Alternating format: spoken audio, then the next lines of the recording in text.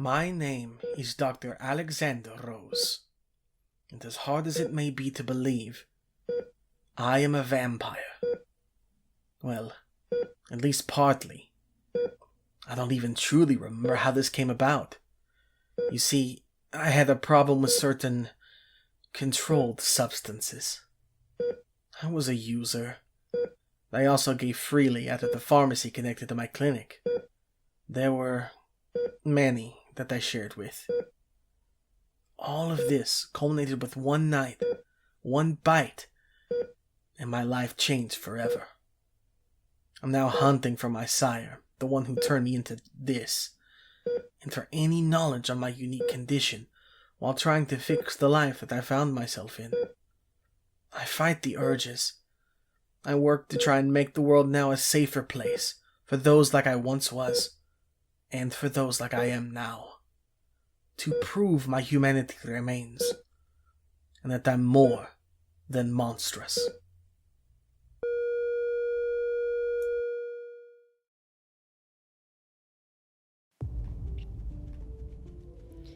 My name is Anne Darelay, and it's lovely to meet you. For the bulk of my career, I've been a dating coach. This has been a bit contentious for my parents, who think that there are more respectable paths for me to take. What's important to me is that I'm helping people. That's not what got me to where I am now. One day, I stirred from a nap with a message from an unseen deity looping through my head. The apocalypse is coming, it said, and it is your duty to ensure it comes to pass. Something inside me had woken up. As silly as it sounds, I had powers. A year has passed, and I'm no closer to learning the origin of these powers, or bringing about the end of days at that, but I've still found a way to put them to good use. If you ask politely, I'll still give you tips on flirting with a beautiful stranger at the bar. But if they turn out to be a shapeshifter, then I'll be the one to take them out.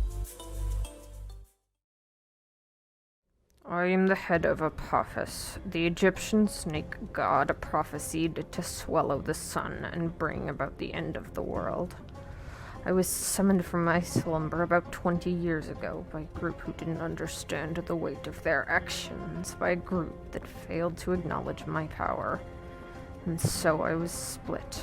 I should have been risen as a horrifying, monstrous snake, large enough to swallow the sun, but instead I'm just the head of one. As I wondered, contemplating the life I now had before me, this form couldn't bring her about the end of days, I began to appreciate the world around me and see what it had to offer. The apocalypse is my destiny, but I'm not sure it's the future I really want. The name's Chuck Duval, though some people might be more familiar with my old work title, The Silencer. You could say I was a hitman. I used to take out anyone for the right price, be it people or monsters. How many people I killed is a secret between me and God. I've been retired for the past couple of years, but things change. Retirement got boring, and I don't have that much time left to waste doing crossword puzzles in between my daily dose of Vicodin. So might as well use it to silence a few deadbeats on my way out. 1 second, folks. Recalibrating the sonic rifle. Almost there. Hot damn! Oh, shit. Oh, I apologize. Let me introduce myself. My name is Theodore Ulysses Franklin. You can call me Teddy. Born in good old San Antonio, Texas, back in 1959. My mama was Mexican, my daddy a cow rancher, and sí, hablo español. After graduating from MIT with various degrees, I delved into some of the fringe sciences. There, I discovered the existence of the supernatural, and I realized my purpose: researching the unexplained and protecting normal folks from the terrors in the dark. My savings went into building old techs, my mobile base of operations, out of the scraps of a 442 Atlantic steam locomotive. Old Tex and I travel across the country, fighting monsters, protecting people, and riding the rails.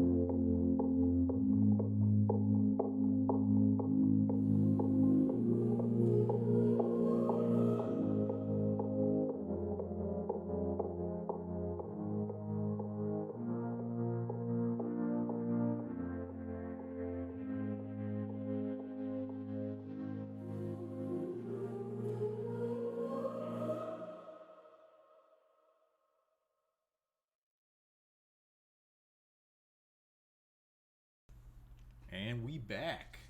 Hello. We here. Hello. Hello, Hello. Hello. Welcome to, I guess, a New Year's special. I don't know. Does this, or is the next one technically a New Year's special? I don't know. We can Well, have not two New New Year's Year's yet. specials. Yeah. There's like We are at the cusp of a new year. Congratulations, everyone. We did it. We did it. We made it past 2020. Not yet. But yeah. Well, let's hope. Let's hope.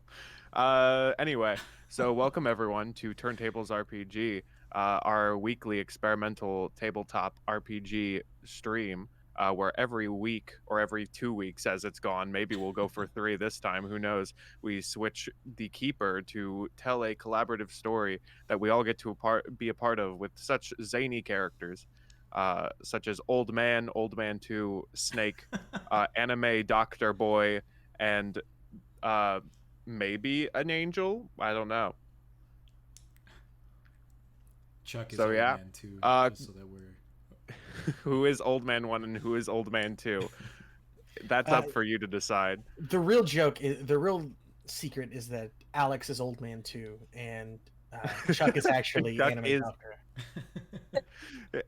The hot anime doctor is actually Chuck. Thank you all for Chuck. This is Chuck's big reveal. I can hide it no longer. But yeah, announcements. Zeldathon is going on right now. If Dustin, you want to talk about that at all? Yes, it is actively going on as we speak. Give me just a second, and I can even give you an updated total. So we have been streaming for 73 hours, and we have raised $34,030.95 for charity water. Again, it is a 24/7 marathon, and it goes through this coming Saturday. So tune in at any time. I'm going to be on there early in the morning at around 7 a.m. Eastern time. If anybody is awake for some reason at that point, and if not, that's cool. Just if you show up, you don't have to donate. Don't feel pressure to donate, and no one there will pressure you to donate. If you are able to, of course, we would love for that to happen. A lot of times donations lead to completely zany things during the games, or in the case of currently right now, you can request music from someone who's playing music live. But like sometimes people will drive backwards if they're playing a racing game, or jump off a cliff if they're playing a platformer game just to get sent back to the beginning. Like just completely random stuff, and it's sometimes hilarious, sometimes absolutely devastating when someone doesn't mean to do that and they do it anyway, and yet it's still funny, but don't tell them that. But yeah, at twitch.tv/Zeldathon or zeldathon.net. We're over there, and again, we'll be there until Saturday, so come hang out with us, and I hope to see you guys there. Yeah, I'm definitely going to be there in the morning, just typing in all caps at Dustin the entire time. I mean, Very do it. excited. I will. Oh, Do it. yeah. You won't, coward. Do it. But yes, please do support Zeldathon. It's very near and dear to us, and we are very excited to see what the end total is and how much support it gets, because it's a great cause. At least on for news concerning us, you may not be aware. It might be right there on your Twitch screens, but we have officially made it to Twitch affiliate, and we are very excited because obviously we could not have made it without your support. Bearing that in mind, it's okay if y'all want to take a bit of time to figure out your subscriptions, only because we are still figuring out our subscriber perks and things of that nature. We're currently in the process of finalizing some emotes, and we're planning on having some extra things coming up in January as well, in order to give kind of more access to people who maybe don't want to subscribe or are already subscribed to another channel. But stay tuned for that. And again, thank you so much for your support. I'm pretty positive that we will be continuing into the new year. So next week we will be continuing Chris's adventure, unless he just decides to kill us all today, which is definitely a possibility, but who knows. And then we will continue after Chris will be myself, and we will restart the keeper kind of cycle once more. Are we saying, or sorry, I guess this is weird out of context. Sorry to interrupt. No, you're But good. are we saying that like you are the last keeper since like we counted my holiday thing as a separate thing? Not Like last keeper of this. Oh Yeah. no! Well, Sorry. we are to give the audience a bit of context. We wanted to make sure to kind of like tell a really cohesive story, and so essentially when it gets down to once we have finished Chris's session or mystery in its entirety, that will be essentially the half season mark, and then the second half of the season will start once again with me leading up to Chris slash maybe a keeper for the finale, which I believe our current projections have us at like maybe mid-April, somewhere along those lines. But even then, it probably won't be the end. We'll still do some game streams and maybe some other one-shots here and there, maybe try some other RPGs. But at least for the Monster of the Week adventure, the Monster of the Week game, we're hoping to round that off around April. But we will see. We will see. I can't wait for the St. Patrick's Day one shot, guys. That's gonna be great. That we'll talk about that one later. But that's the announcements that we have for the stream currently. Just again, if you haven't followed us on our social media, please do so on Instagram, Twitter, and here on Twitch as well, to get some updates about upcoming programming, events, announcements, things of that nature. Also, we forgot to plug it, but our amazing character art was created and drawn by Patrick Costa at PC Inc. _, on Instagram and Twitter. We're all kind of somewhat pointing at them. Yes, yeah, I got it right this time. Cool. He's an amazing artist, and he usually does like monthly commissions, and so feel free to follow him and see when he opens up next, because he's got really great work. I think, yes, I want to say that's all the announcements I have, at least. Very cool. So, are we all hopped up and ready for this fun night of adventure? Adventure. Yes. Adventure. Okay, perfect. I'll get the music playing, and I will do my intro. So, we zoom in on the middle of the woods. There is a couple sitting out by a fireplace, a campsite they've set up for the night. They look like, you're at like the kind of couple that's like made camping sort of their personality. It's like they have all the gear. They have all they have a sticker on their like hydro flask that's like, yeah, I camp, so what? And so and so they're sitting. The guy is sort of like holding up like a GoPro, and it's just like, hey, Marcia, say hi to the vlog. And Marcia's just sort of like laughing, and she's like, Tim, I don't care about this. Please, can you just help me set up the tent? And he's like, come on, it's just fun. It's just fun. Come on, like, we've spent all day hiking. I just want to relax. We don't have to set the tent up right now. And she's just sort of like rolls her eyes and like stops working on the tent and goes to sit down, and just they start like making funny faces at the camera.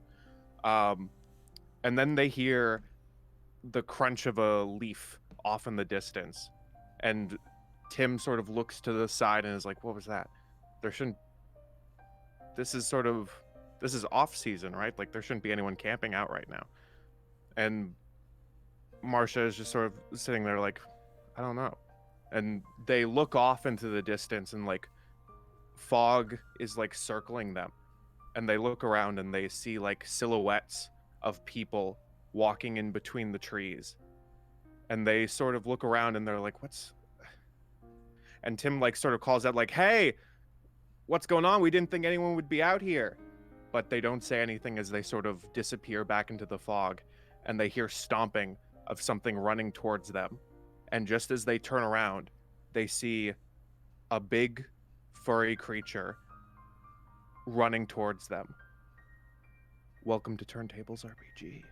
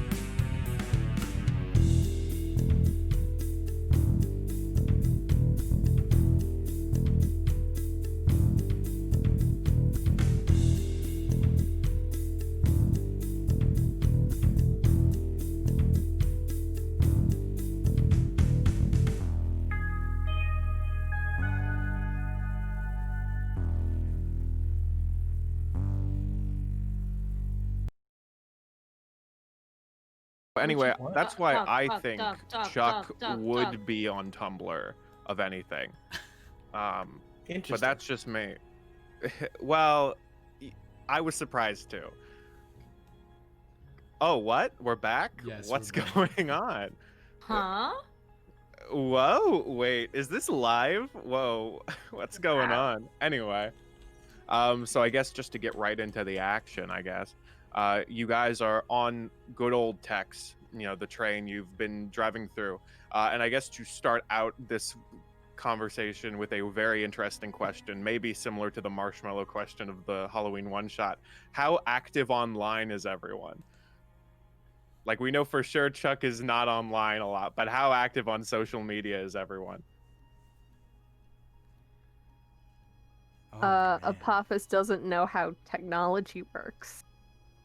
Okay, cool. That narrows it down. I mean, Alex was a speedrunner, and I feel like Mm-hmm. he still follows that scene, but not openly. So he probably has one, but the connection to him is very distant. Like, it has nothing to do with his actual name on there. Like, he's not always, like, he's not like every day checking Twitter for the next speed run world record person. He's probably checking it, but he's not like engaging in it, if that makes sense. Like, he'll Mhm. look, but he doesn't normally tweet himself, like, or Okay. whatever he uses. It's probably Twitter. Okay. Anne, do you any social media? What's your preferred? You big into Snapchat? Anne isn't like a teenage girl. Instagram. Well, you don't have to be a teenager to be into Anne is an social Instagram. media, I guess. You could have a Facebook. I think that Anne would have an Instagram. I think that she wouldn't be very active on social media, but she definitely sends out like a newsletter, and I think she would definitely have her own website. Because she still is practicing as a dating coach, so she would like be checking her email all the time and like replying to email all the time. And then her Instagram is like private, friends only. Apophis Okay, is Okay, cool. And so finally, Teddy, do you have a Facebook? Oh man. Or whatever. I don't know if that's a no-no for us to say Facebook. I think- assume it's okay. I doubt I think Facebook has bigger fish to fry than us. Yeah. But I will say that Teddy probably does have. Okay, so he has one of those Facebook pages where his profile picture is like him from like way And the back in like train. the 70s, Yeah, like it's like him when he was a lot younger. And then at the same time, he's only friends. Teddy's a catfish? What's going on? No, he's only friends. say. He's only friends with like with his immediate family or like relatives and things of that nature. He basically only uses Facebook to keep in touch with them, and for the Facebook train groups. Yeah, of Oh, course. okay, of course. He's like he has so many. He's a part groups of- that he's like a part of. He's a part of Train USA, a group of American train fanatics.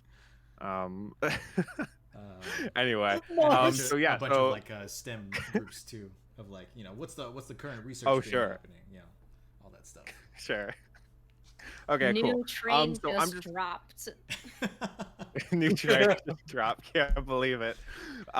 So anyway, so you guys, all you people who are active on social media, if you guys like look at it or glance at it, Teddy, you might have gotten a message from one of your family members like, this is kind of weird, and it's a video of a giant monkey man that's gone viral on the internet. A couple had been found, like, was camping in the woods, is the story, and they were able to get like very clear footage of what people are calling Bigfoot, like some of the clearest footage that there has ever been.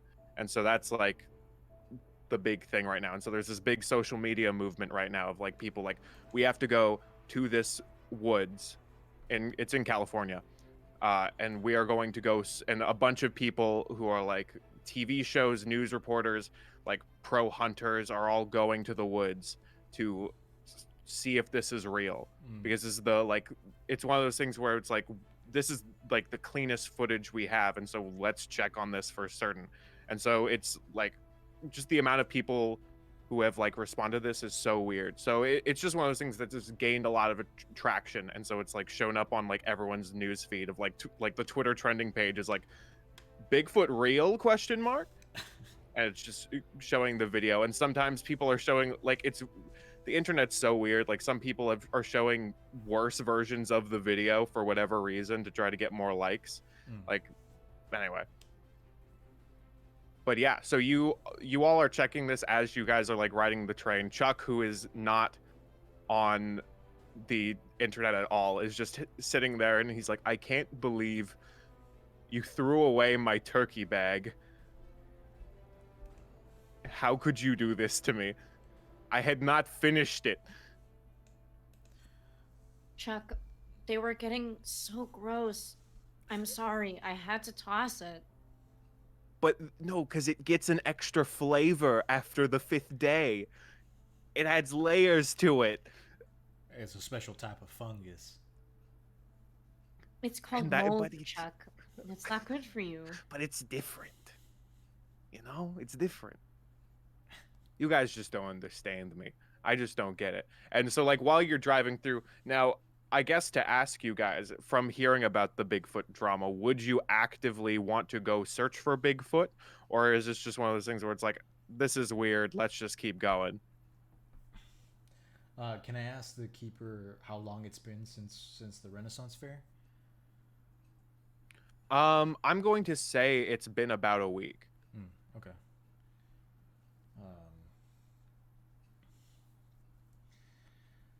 I'm going because I guess to ask the group, because this is a thing we should all just like, what do we do? Do we just drive around on the train in between mysteries every now and then, stop at some like rest stop that we don't show on screen? Is like, oh wow, it's the biggest rubber band ball. Let's see, let's go in and get some knickknacks. I feel like sometimes between mysteries, we actually go and check out something, and it turns out to be like a hoax or something like that, and we're just like, well. And like, you know, the like this is the 5th Bigfoot sighting this week. How can we even certify that? Because the thing with like California is like it's the most like Bigfoot is sighted there like the most out of like any state. Yeah. I know for sure that Alex has actually been pretty quiet, like even quieter than usual, following the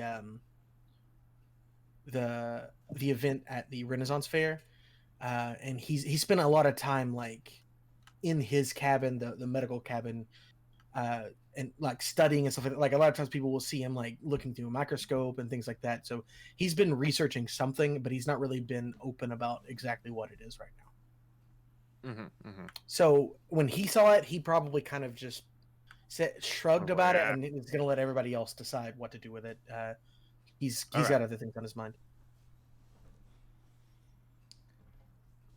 I think upon seeing the news, Teddy's probably in his workshop, and he has released the bird, who is just kind of like flapping around Woodstock style all around the workshop, just spewing these Latin spells. Trying to think, and I'll say he's probably just working on like restocking his jacket with stuff, with like little doodads and things of that nature. Because I will say, now that Teddy has leveled up, I have taken the move Destructive Genius, which means that given a bit of time, you can turn household accessible items into a temporary but hideous weapon. When you try this, roll plus weird. On a 10+, it equals out to 2 harm, magic, close, loud, 1 use, and you can pick 2 effects from the list below. On a 7 to 9, 1 harm, magic, close, loud, 1 use, and you pick 1 from the list below. On a miss, you suffer 1 harm as it blows up in your face. And then the hideous effects are maybe used up 3 times, hopefully. Add 1 harm area, add 2 harm, messy, heavy, add fire, and something else that I'm not sure what it is, and then add 4 harm, messy, heavy, and it blows up for 2 harm area, or add healing and messy. So I am very excited to try that out. That's very cool. Very cool. But oh yeah, it might be a good idea to mention our level up things. Mine is uninteresting. I took another sharp so that I have +0 sharp instead of -1.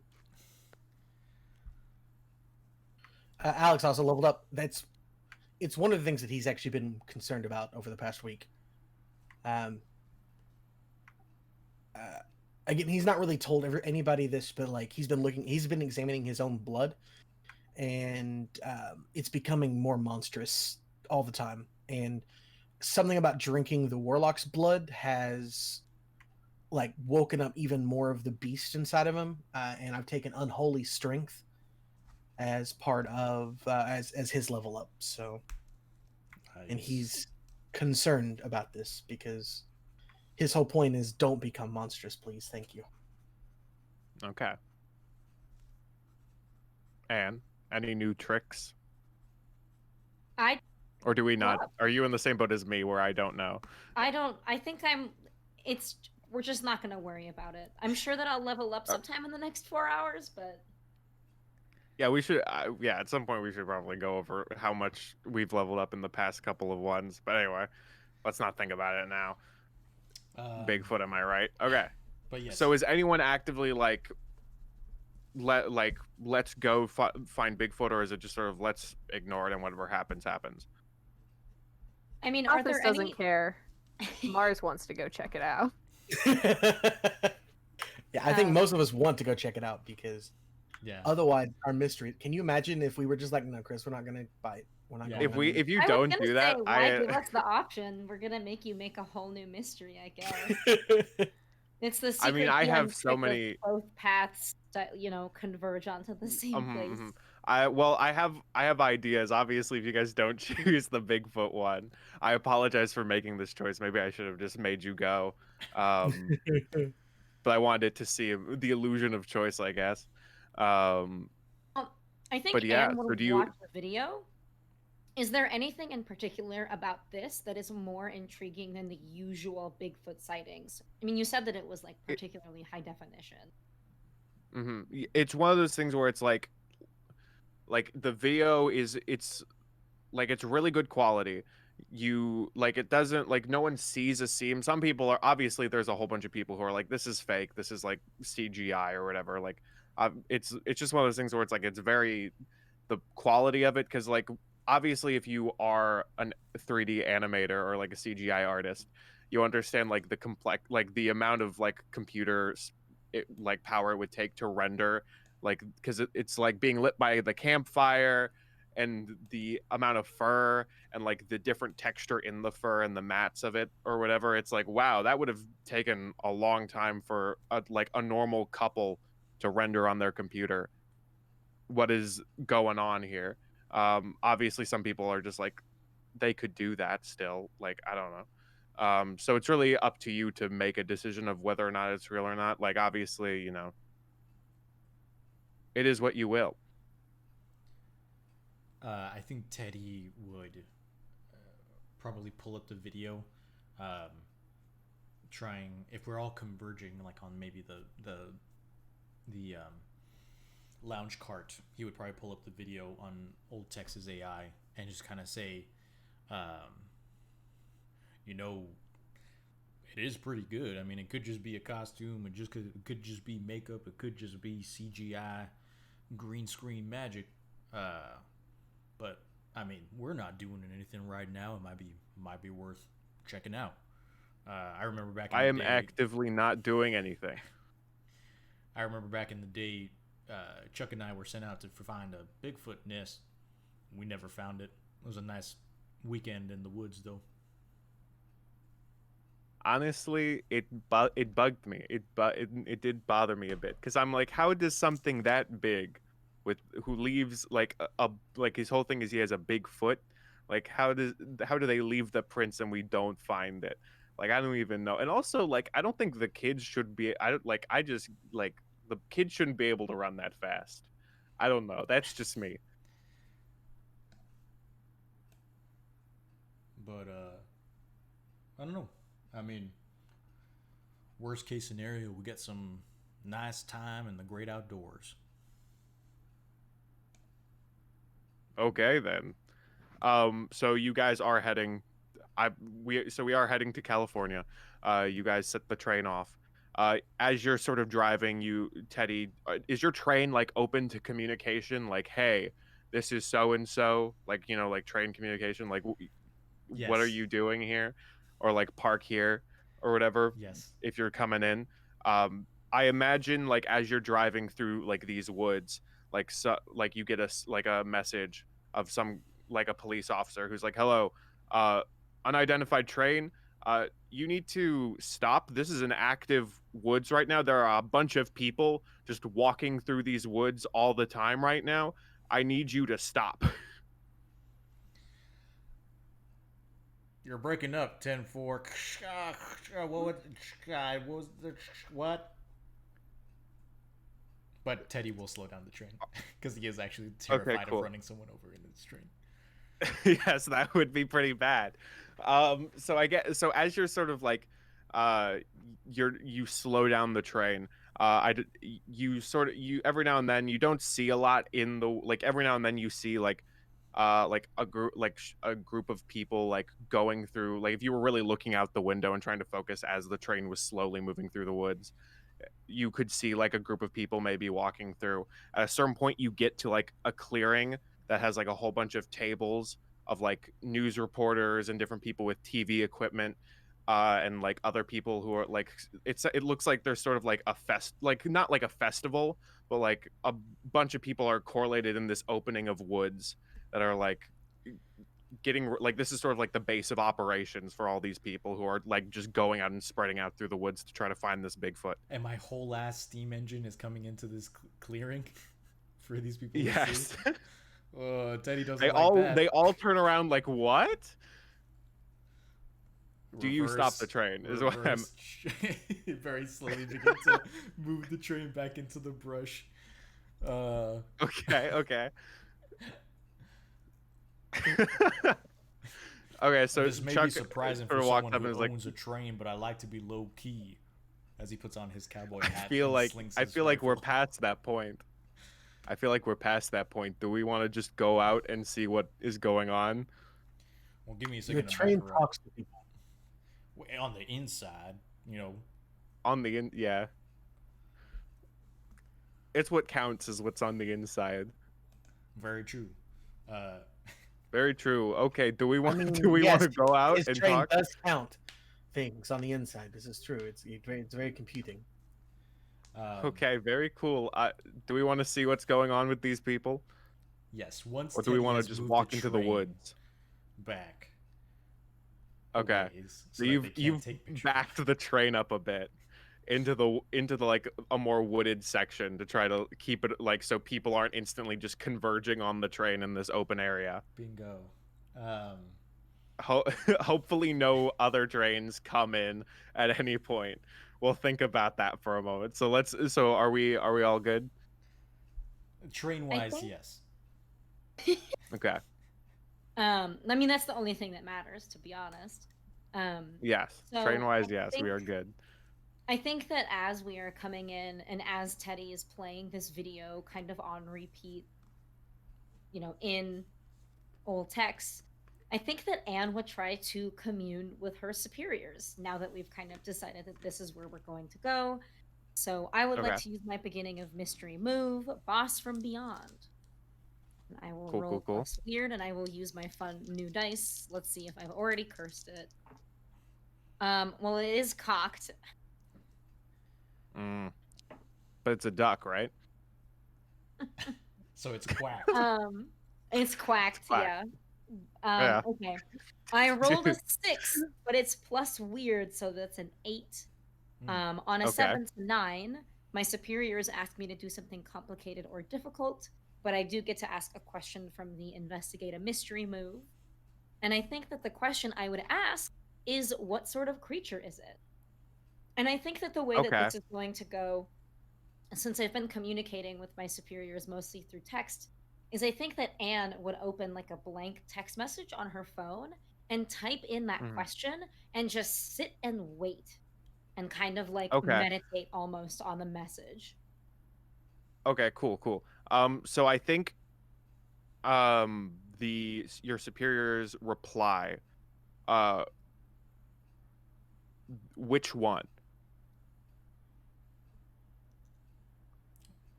Mm. Interesting. And their demand Zoinks! burn the Goob. forest down. I think Anne would text back the one in the video? Question Okay, mark? okay. So then you would get a response of like it's a link to a wiki article about Bigfoot. Okay. I'm glad And that that's I'm what glad you that- got now. I'm glad that viral programming makes it to Shangri-La or whatever afterlife this is. Cool. I would want to ask if possible. Oh, no, not yet. My bad. I'm holding off on that one. But Okay, cool. no, I eh, remembered. Sorry. My apologies.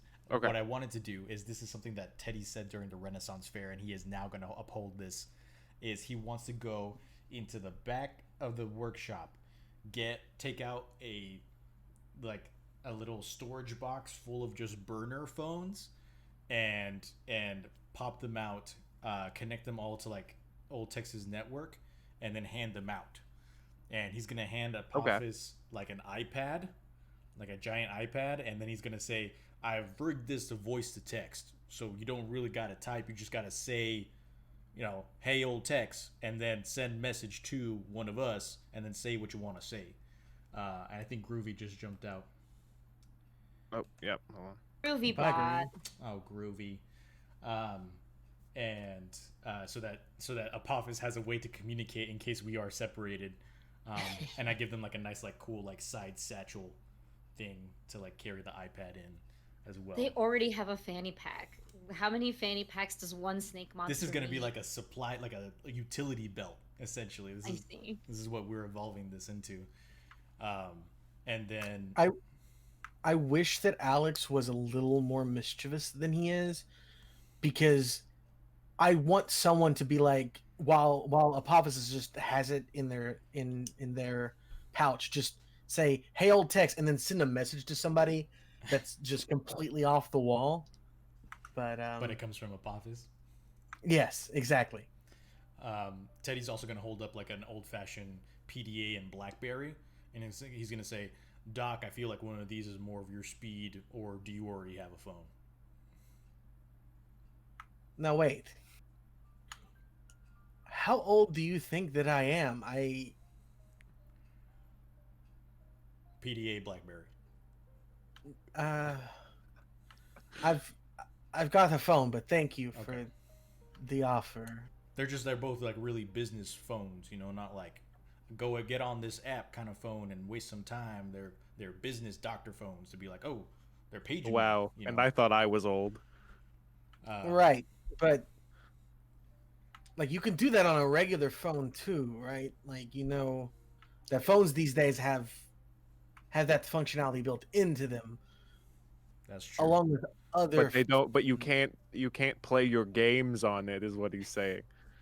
Well, yes, but I can just not install games on the phone. I don't understand. Well, actually, both of these come with Snake, but it's whatever. Good. I like that one.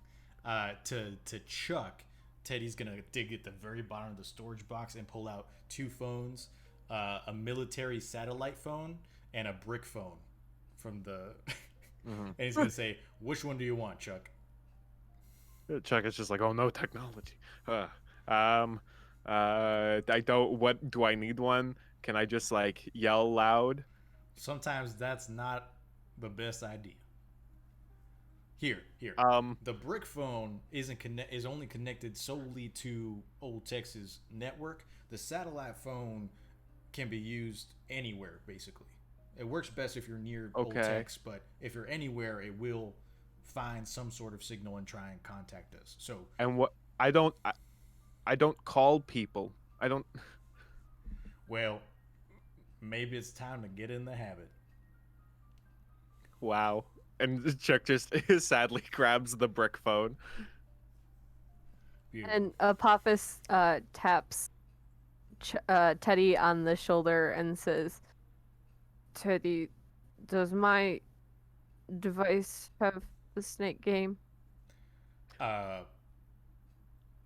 Teddy's gonna take the tablet real quick and just gonna like tap it very quickly, and yep, now it does.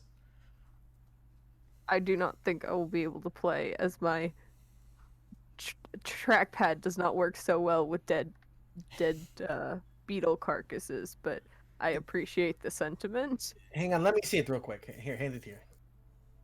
Pappas hands it over to Alex. And Alex is gonna like download one that where you can turn it in order to play it. And he's like, there you go. Accessibility, baby. Apophis is sitting out of the mystery because now he's gonna go play Snake for like 20 hours. And he kind of looks around. He's like, sometimes people use video games as a form of therapy. So it is Okay. it is something that we are trained in. The brick phone does have quickly everyone on speed dial sorry. on different numbers, so that all Chuck has to do is press one of the numbers to call us. Okay. Give him one of those what are those Those old jitterbugs? people Is that what they're phones? called? Yes. Yes. The ones where you Literally only the have only the thing ones- you can yeah. do is call people. Yeah. Just to quickly, so and you said your role for your meeting with your superiors. You asked for the downside was a complex ask. Yes. So on a full success, it would be a simple ask. On a 7 to 9, it is something complicated or difficult. Okay. So I think what it's going to, you will also get a response underneath the Wikipedia article that just says, protect it, and end it there.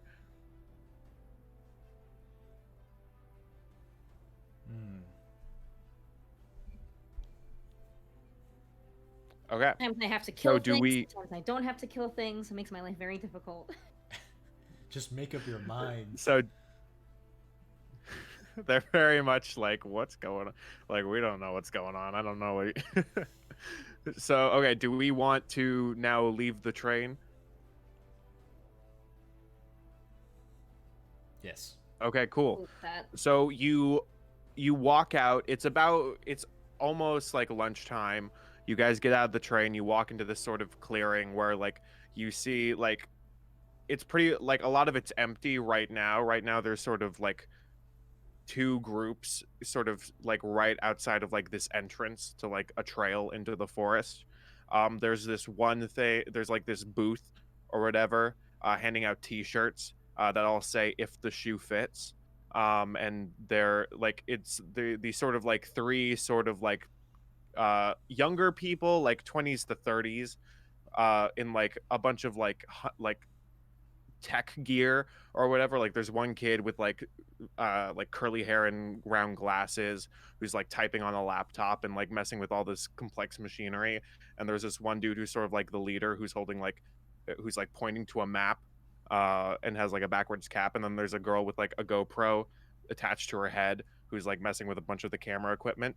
And then the second group, it's a bunch of people crowded around this very like burly buff man with like a handlebar mustache who's wearing like a very stereotypical like hunter outfit and like a wide brim hat, and he has like a hunting rifle, and he's sort of like boastfully like talking to the people. You can't hear what he's saying from there, but there's just sort of these like two groups of people who are like crowded around like the three people and this burly hunter man, and they're just sort of like listening to what they're saying. The first group is getting T-shirts that say "If the shoe fits." That's a pretty clever shirt slogan. I would have also gone for "The hunt is afoot." That'd be pretty good. You see like a random citizen, like one of the person who's holding up the T-shirt, and like, have you not heard of the hit TV show "If the Shoe Fits"? Oh no, I don't really watch TV. They've been hunting Bigfoot for like 10 years. That's a decent amount of time. Are they recording? Honestly, well, I mean, no, Yeah, okay. or else the show would end. I mean, why stop at the one? I don't. Is it just Bigfoot? Well, the whole point is oriented, to the whole point is to like prove that Bigfoot exists. Right? We're on the we're on the 9th season. Hmm. It's I mean, honestly, like, I'm not selling it, but like, you should watch it. We think it's coming to Netflix. We hope it okay. is. But is it If you- is it like one? There's no real good way to watch it besides like going on like either like eBay and buying like a Chinese ripoff, or like you go to their website and you have to like buy a CD and the video file separate, and so then you have to like sync up the CD and the video file at the same time. I think there's like a weird like it's like a weird, they have a problem with like getting the rights to the music they use in the episode, and so they try to like backhand the CD. We don't think about it too much. That is quite honestly the funniest thing we have talked about to me this entire season thus far. Oh my god. Buying the CD, whatever. I'm sorry. I'm just. Oh, I'm gonna breathe over here, y'all. RP, because that got me.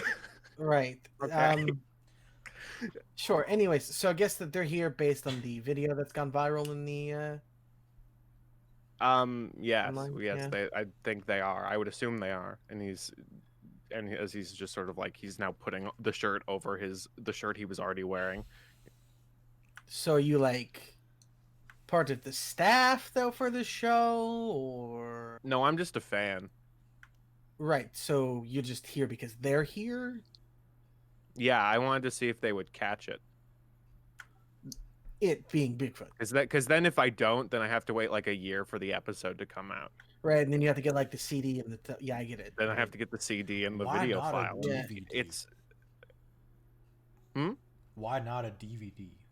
Seems like it would be a little bit more. well, no, intuitive because for a they video can't file. license the music, and so they have like it's so like the CD is two different things. You have the actual audio of the video, and then you have the music they want you to play. And so you have to sync up the two CDs and the video, and then you'll get the full experience. Gotcha. Okay. Some people some people argue that like really the best way to listen to it is in a podcast format. I argue that takes away from the experience because you don't see the actual evidence that they're supporting right there. I find like you'd be missing out on season 3 episode 20's like reveal of like the hair that they found on Bigfoot, and because they specifically talk about like the different lining and coloring of the hair and how this is anyway. I recommend it. Mm-hmm.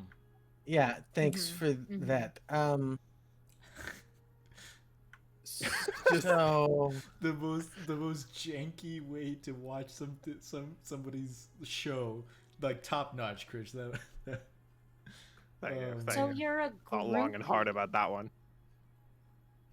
Well, I wouldn't like to call myself. They call us footsies, actually. sure. Okay. Are there any shirts that say footsies on them? Cause I kind of. Well, I mean, we have a fan page website where you can buy the T-shirt, and then you have to buy the sticker to put that on the T-shirt. Okay, hang on 1 second, sir. And what?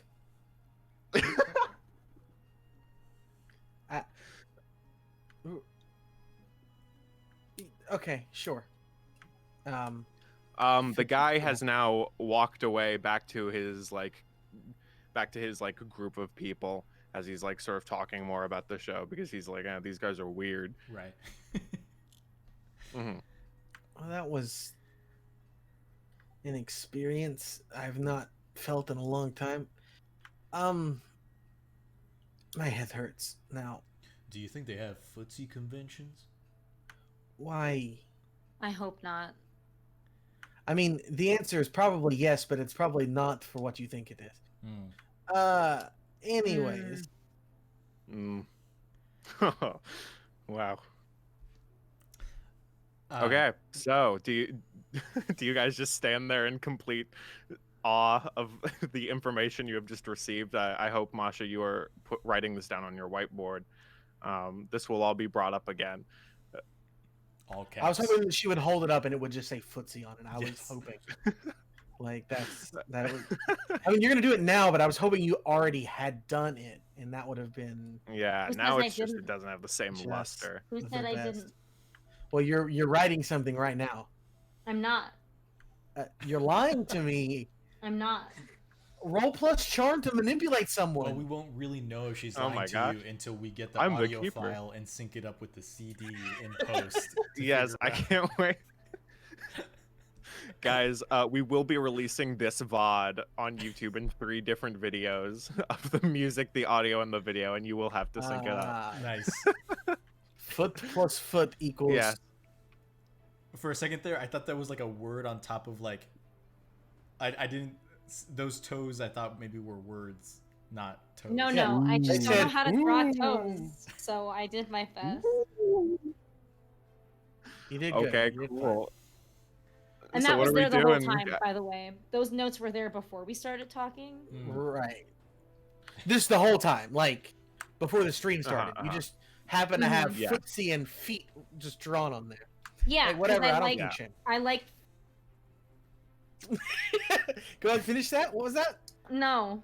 Okay. Fresco Okay, is guys. delicious. So let's see what are you guys doing? Are you you have these 2 large groups of people? Can you say the name of the show again? If the shoe Footsie fits. McGee. And it and those are and if the shoe fits is the group of 3 with all the camera equipment. Yes, the group of 3 with a bunch of camera equipment and like fancy like technology and laptops, and like they have like servers for whatever reason set up Mm. and a big map. Like a physical map, or is it a digital map? Yeah, like a big like they brought out a big whiteboard and pinned up a map. I think Teddy. Part of me wants to talk to also hear what the burly man with the handlebar mustache is talking about. But since this trio is more technology oriented, I wonder if it would be possible for Teddy to use weird science to try and essentially download all the data that they have, like Okay. hack into their systems and take all their information, without Mhm. and so that we don't really have to bother with like talking to them, I guess. I can almost imagine okay. the type of information that they have Yeah. already. But we'll Okay, see. sure. And then like So you just want to roll weird science? yes, if possible, and then depending on what I roll, there would be some requirements that you would give to me and / I would give to myself, I believe. Okay. And it gives me a chance to use my new dice that I got for Christmas that I can show y'all. My lovely fiance Sydney got them for me, and Aw. let's see if y'all can see that. Oh, They I are- did see that. They're our logo on the dice. Custom It's dice. very Oh. cute. That is cute. Very And fun. I'm very excited to see how they roll. Is that the 1 or the 6? It's the one. It's more fun. Okay. Makes sense. But I'm very excited to see how they work out. Okay, that's not too bad. I rolled a 6, but plus weird is an 8. So between a 7 to 9, Okay. you pick one requirement and the keeper picks another. And so of the requirements for the weird science, it needs a rare and or weird material. It won't be very reliable. It requires huge amounts of power or fuel. It will take a long time to get it working. It won't work exactly as intended, or you'll need help beyond the hunters on your team to finish it. And I guess the idea is that I'm taking like my phone and attempting to essentially just like hack into their signal and try and take their files Okay. as best as possible. Okay. Do you want me to pick the requirement first? Yes. Yeah. I think that Okay. makes it more fun. So the first requirement, the requirement I'm going to pick is it's not going to be reliable. Let's see. And I Perfect. think I think my requirement will be it will take a long time to get it working. And so Okay. Teddy pulls out his phone and like he connects, like old Texas AI kind of like breaches part of their software, but it like something like the signal is weak or Yeah, like download it's, speeds are not great. and so Teddy just kind of like You're like very slowly getting information. exactly. So Teddy's gonna Okay.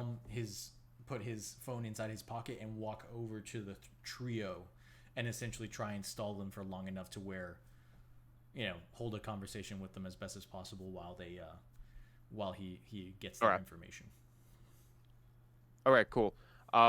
Is anyone else wanting to do anything, or are we all going to go chat up the three? I mean, I think Alex, seeing Teddy's got this well in hand, and also already bleeding out the ears from talking to the fans, is gonna go talk to anybody else, please. Just Okay. anyone else that's there. Is anyone else going to be joining Alex, or I have a question. You said someone. Who is it exactly that was selling the footsie shirts? well, so you were talking to a random person, like a random person who just came to watch a thing, and they described to you like how you could get a footsie shirt on a fan page, and you had to buy the Okay. T-shirt and then buy the decal that said footsie, and then put it on the T-shirt. Okay, But so there no was one, no one is selling merchandise like here. Well, there is a booth handing out if the shoe fits shirts. Okay, If well you that's want sorry, those that's what I meant. specifically. Oh, okay. Well, those are two different things right now. You want a shirt for the fan club or the shirt for the show? I think that let me tell you what I'm looking for, and you can tell me if it's there. Does this Okay.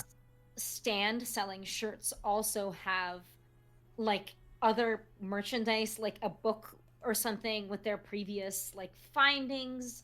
Is there a map of this park? Like, I just want to get resources. I don't want Okay. a if the shoe fits t-shirt. Under no circumstances do I want one. They look terrible. So you have first the big pile that is just sort of being handed out for free are these T-shirts. Okay. You also have like stickers with their logo on it, like if the shoe fits, and it's a big shoe, like it's a kind of Bigfoot like footprint it's a outline large with the foot? if the Okay. shoe fits. It's a large foot. And so you have that kind of like as a sticker you can put on your hydro flask or something. For some reason, that's a big thing I'm on right now. I don't own a hydro flask. I assume that's what you do with them. But anyway, and then you have like really poor quality shoes with if the shoe fits. Like so, it says on one shoe it says if the, and then on the other shoe it says shoe fits. Terrible. See, I'm picturing them on the bottoms though, so like it's when you step in the dirt, it Uh-huh. leaves behind. But Oh, if you cool. cross Yes, your it does feet- that too. If you cross your feet, It's on both the top and the bottom. shoe fits. So like if you're walking, it's really cool. What? No, if you cross your feet while wearing the shoes, it's shoe fits if the. Yes. So it's backwards. Anyway, and so you also have for sale right now for $30. You have the DVDs of the show, but it's just the video. They don't sell the CDs, the 2 set CDs with the audio and the music. So you have to take that with a grain of salt. I think Anne would probably just chat up the person giving the shirts out and try to get a little bit of information from them, especially since they saw Teddy, kind of like have a plan and like go do something. But I think that Anne would also maybe see where Alex is going and also see what Apophis is doing. Okay. Apophis, what are you doing? Apophis is a bit of a fish out of water in large crowds. Even though Are he is you? I assume you're disguised, correct? Yes, he is disguised, but like not the most. Hasn't been in the most large crowds since Mhm. ever. Or I guess since like ancient Egypt maybe. So he is going to instinctively just like follow whoever seems like they know what they're doing. Okay. Also, he has very bad manipulate someone, so he is going to be very bad for getting information from people. All right. So I guess if you can tag along with anyone, but Alex, since you said you were going off to talk to anyone who is not involved with this show, I assume you head over to this second group of people who are crowded around this burly hunter man. Yes. And as you get closer, you sort of hear him talking, and he's like, "Ah, yes, it will be a good hunt. The wily fellow has gotten away from us too much, and I will get him. I will hang his feet on my wall, for they will look good over the fireplace."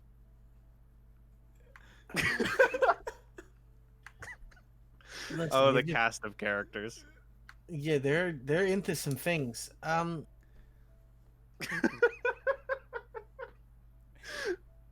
Here's what I imagine. the Was I logo expecting looks that voice?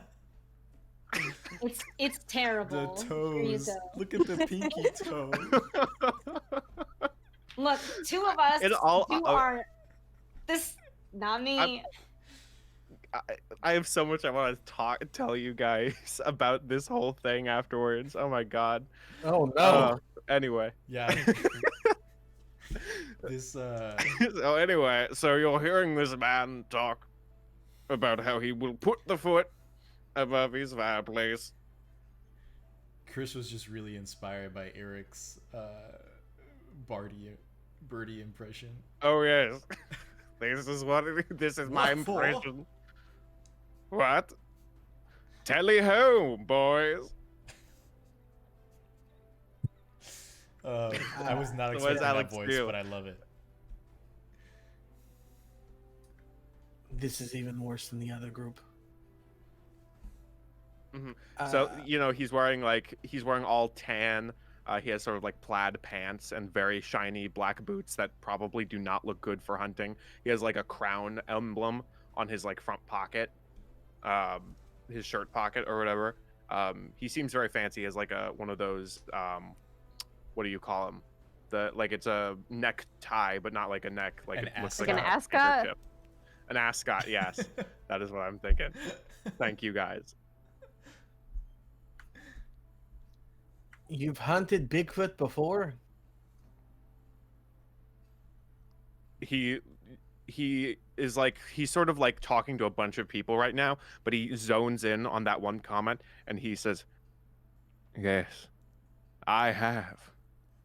I have been hunting this creature for many years in the name of my queen."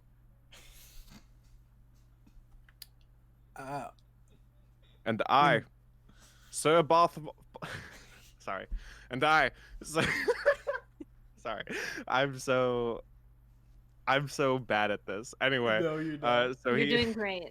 This is perfect. thank you. So anyway, so he goes, and so I, Sir Bartholomew Beckham, shall hunt down this creature once and for all, and hang his feet upon my fireplace, and present his coat to the queen. You're a knight? I'm not just any silly knight. I'm a hunter. Well, yes, but I mean, you called yourself sir, and that means it implies that you've been knighted by the queen herself. I have not. So you're just calling yourself Sir Bartholomew. I am Sir Bartholomew Beckham, and I shall hunt this creature. Right. And what happened last time? I'm you laughing tried at the meme. The last time I tracked him down to the jungles of Africa. I had him in my sights. I got a grasp. I got my knuckles into his... Okay, Marsh. Anyway, I got my knuckles into his fur, and I almost collected some of myself. Apophis yells got from the away. crowd, You don't sound like a very good hunter." Well, I do not have video evidence or any physical remains of the beast, But trust my judgment when I say I have seen it, I have touched it, and I will touch it again. How did I will get my hands on those feet. Okay, you're the more you talk, the weirder it get. How did he get from Africa to here? I don't know. I mean, if Maybe he was has a boat. if he can use a boat, then he's intelligent. Yes. Oh, he's intelligent, all right. Or else he wouldn't be able to outsmart me, Sir Bartholomew Beckham of Like- the Royal Hunters Society. Like, as in as intelligent as a human being. Is what you're saying? Smarter, in fact. If Well, he's- let's not get crazy. He's not a person. He's a I mean, if he monster. I mean, have you ever met someone who could, like, an animal that could use a boat? Because I've not. Oh, well, fish are like boats. That is not how that works at all. Is he a fish then? Is that what he is? Maybe, again, I have not fully caught him. No, but you touched him. Does he feel like a fish? Does he look like Well, a fish? he had fur. Was he in water when you touched him? And he has big feet. Okay, thank you. I get you. You're into the feet. Yes. Well, let's not... Okay, now hold on. Let's not get crazy. Let's not start judging people, okay? Hey, I don't kink shame. You can be into whatever you want. Like, why did you come here dressed like a doctor, first off? That's a little weird. I am a doctor. Yeah, but doctors don't just walk around wearing their doctor's outfit. Anyway. They do when they're on duty. Anyways, Chuck is just sort of standing next to you like, this guy's really weird. I don't get this one. yeah, this is. Imagine coming from the mind that thought this guy up. Oh yeah, that'd be a little crazy. Not right in the head, that one. Ooh. Yeah. Right. So, how do you plan on catching him this time? Well, I have already come here at 1 o'clock in the morning, and I have set bear traps all through the woods and hidden them expertly. So well, I cannot find them. Wait. So there are bear traps out there that even you don't know where they are. Yes. And there are people here who are going to be out in that forest looking for this creature. Yes. And then they could in turn step in these bear traps. If they were Bigfoot, yes. No, I mean people can do that. Well, I made the bear traps very big so the Bigfoot could fit in it. Yes, but they still close. Are you collecting human feet too? I don't. How far do you? What a weirdo. What the... Now, well, that's What not. are you into? Let's not. Let's not. Deny the truth here. Okay, so there are bear traps in the woods, and yet everyone Yes. here is still a-okay with going out into the woods. I mean, the police have not stopped me yet. I mean, yes, go on, fine, go into the woods, please, by all means. I will be going into the woods in a matter of minutes to hunt down. I help you find some of your bear traps. I invite anyone who wishes to follow me as I make history for the Queen. No, I would encourage people here to not follow you. Actually, maybe follow you in single file, so if you do find the bear trap, they don't have to worry about it as much. You know what? I'm gonna go anywhere else at this point, I think. Sure, exactly what a non-believer would say. Oh no, I'm pretty sure there's Bigfoot somewhere, but he's not. You called Just him a monster. another one of my critics. And he turns to the group and he just starts talking about how like no one believes in him and how he will prove everyone wrong. I think he's the real monster here, huh? Oh, you think that's the stereotype we're going with right now? That he's okay. I mean, stereotype. He's talking about chopping off the creature's feet and hanging them on the wall. He fits the Gaston folder, you know. Oh yeah, Well, I think yeah, maybe. Alex is gonna like look around and see if these people are actually like interested in him, or if it's more like a car crash that they're looking at. So yeah, so it's very. Some of them are obvious. Like some of them are like weird. Like some people are actually like fans of him. Like they know, like they are aware of his expeditions. Like it's sort of those like people who are really into hunting that are who know of him, and but most of the other people are like, let's laugh at this weird British question mark man. We don't know. Um, and no one knows what queen he's talking about.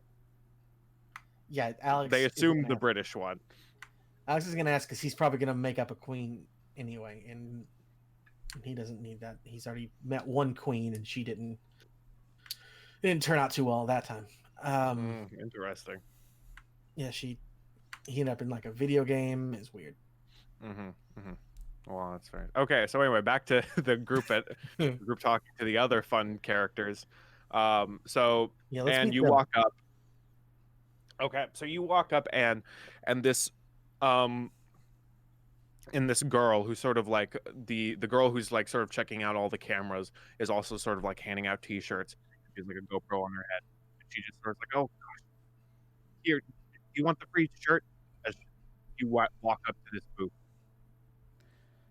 This is the Teddy. Just any if you've all walked up to the booth and she's like, 2 free shirts. Teddy was walking to the trio. So if they're by the booth, then Well, yeah, this is one of the trio. gotcha. I guess like it. I guess to clarify, Teddy's heading If you would like to walk around the booth where they're hanging out. Yes, I think that would be the idea, because the idea was that like they had some technology with them, and so Teddy's just trying to get as close in proximity as possible to it. Okay, so you walk back into the booth and you see like this blonde woman with the GoPro on her forehead. You see like this ginger dude who sort of looks like the leader, who has like a backwards cap, and then you have like this brunette, curly haired, like kind of your like stereotypical like nerdy round glasses. Kind of, he's like, I'm the tech guy, as he's like typing on his laptop and like flipping switches. One of the things you will notice, just because I'm going to say this as Teddy is a person who understands technology very well, you see like they have all these like scanners labeled like Bigfoot tracker, and they're just metal detectors. You know this straight up. Sure. You notice that a lot of their technology that's like Bigfoot DNA tester is like just a microscope. It's like a whole bunch of things that are labeled not what they are. Gotcha. As Bigfoot things. I think Sorry. Eric is in the chat. I think Teddy would, if they notice him, I think he would probably point to one of the scanners and be like, is that a Stromheiser 390X? I haven't seen one of those since surplus from Vietnam.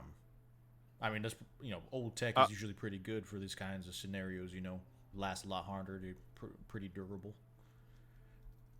The stereotypical nerdy person sort of like instantly like shoots his head up from the laptop, and he just sort of like, this is high tech Bigfoot tracking technology. Siri, I didn't say your name. Whoa, they just looked that up. What's going on? Sorry, my apologies. Siri's freaking out on me. Okay, anyway, so this guy shoots his head up and he's just sort of like, what? No, this is professional Bigfoot technology. We are tracking down the inherent waves that Bigfoot emits, There are specific, like, we have done many research, if you watched season 2 episode 3, where we specifically study these waves and discover them as things that Bigfoot emits, as well as people have described him as having a very specific distinct smell. We have also tracked down that he emits a certain brainwave that can be tracked through magnetic fields. I tried to watch season 2 episode 3, but in the mail they sent me the disc for episode 4, so it did, like, it was I was instead I was kind of getting spoilers. I actually called your customer service about it, but I never heard back. Oh well, UPS, man. I don't even get me started. Right. Yeah. And the middle ginger guy is just sort of like, UPS.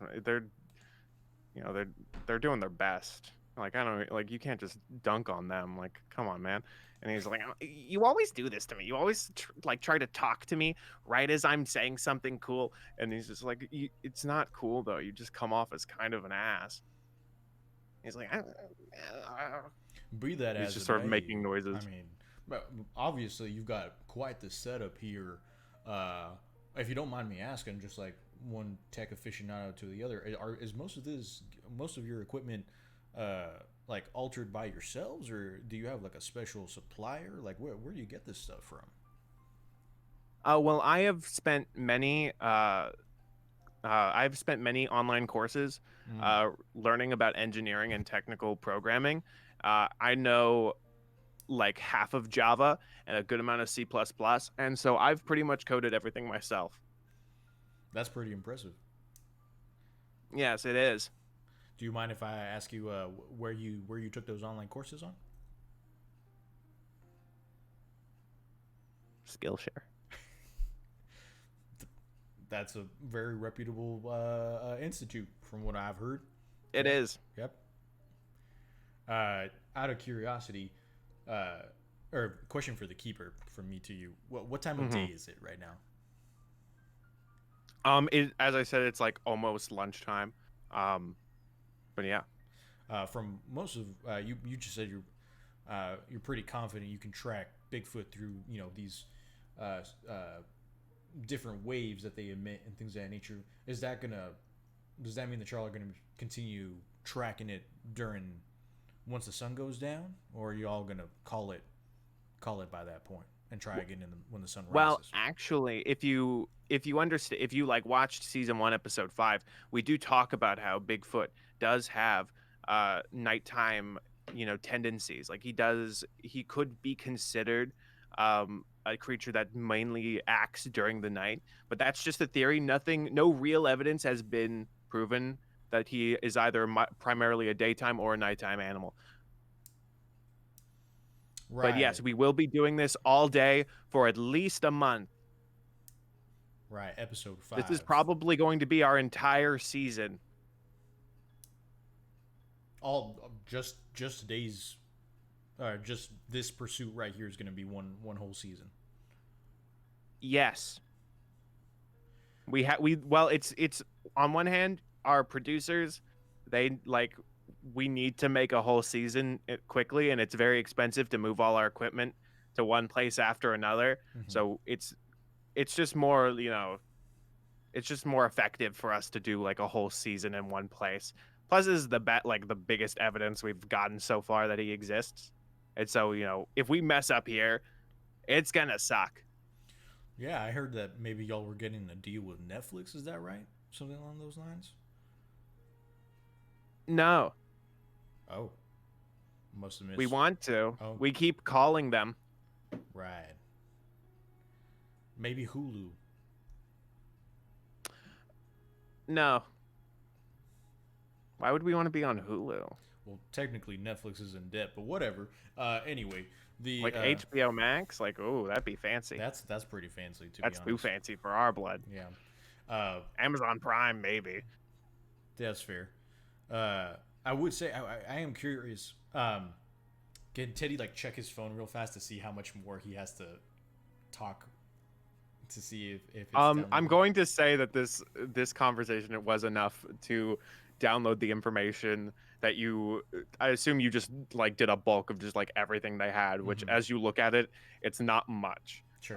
It's a couple gigabytes of a bunch of Word documents, and if you keep opening the Word documents, they're documents with maybe 2 bullet points or a word on it, and some of it is like Bigfoot likes big ZDs. Another document. Are there maybe any maps of the area of that they maybe have already mapped out?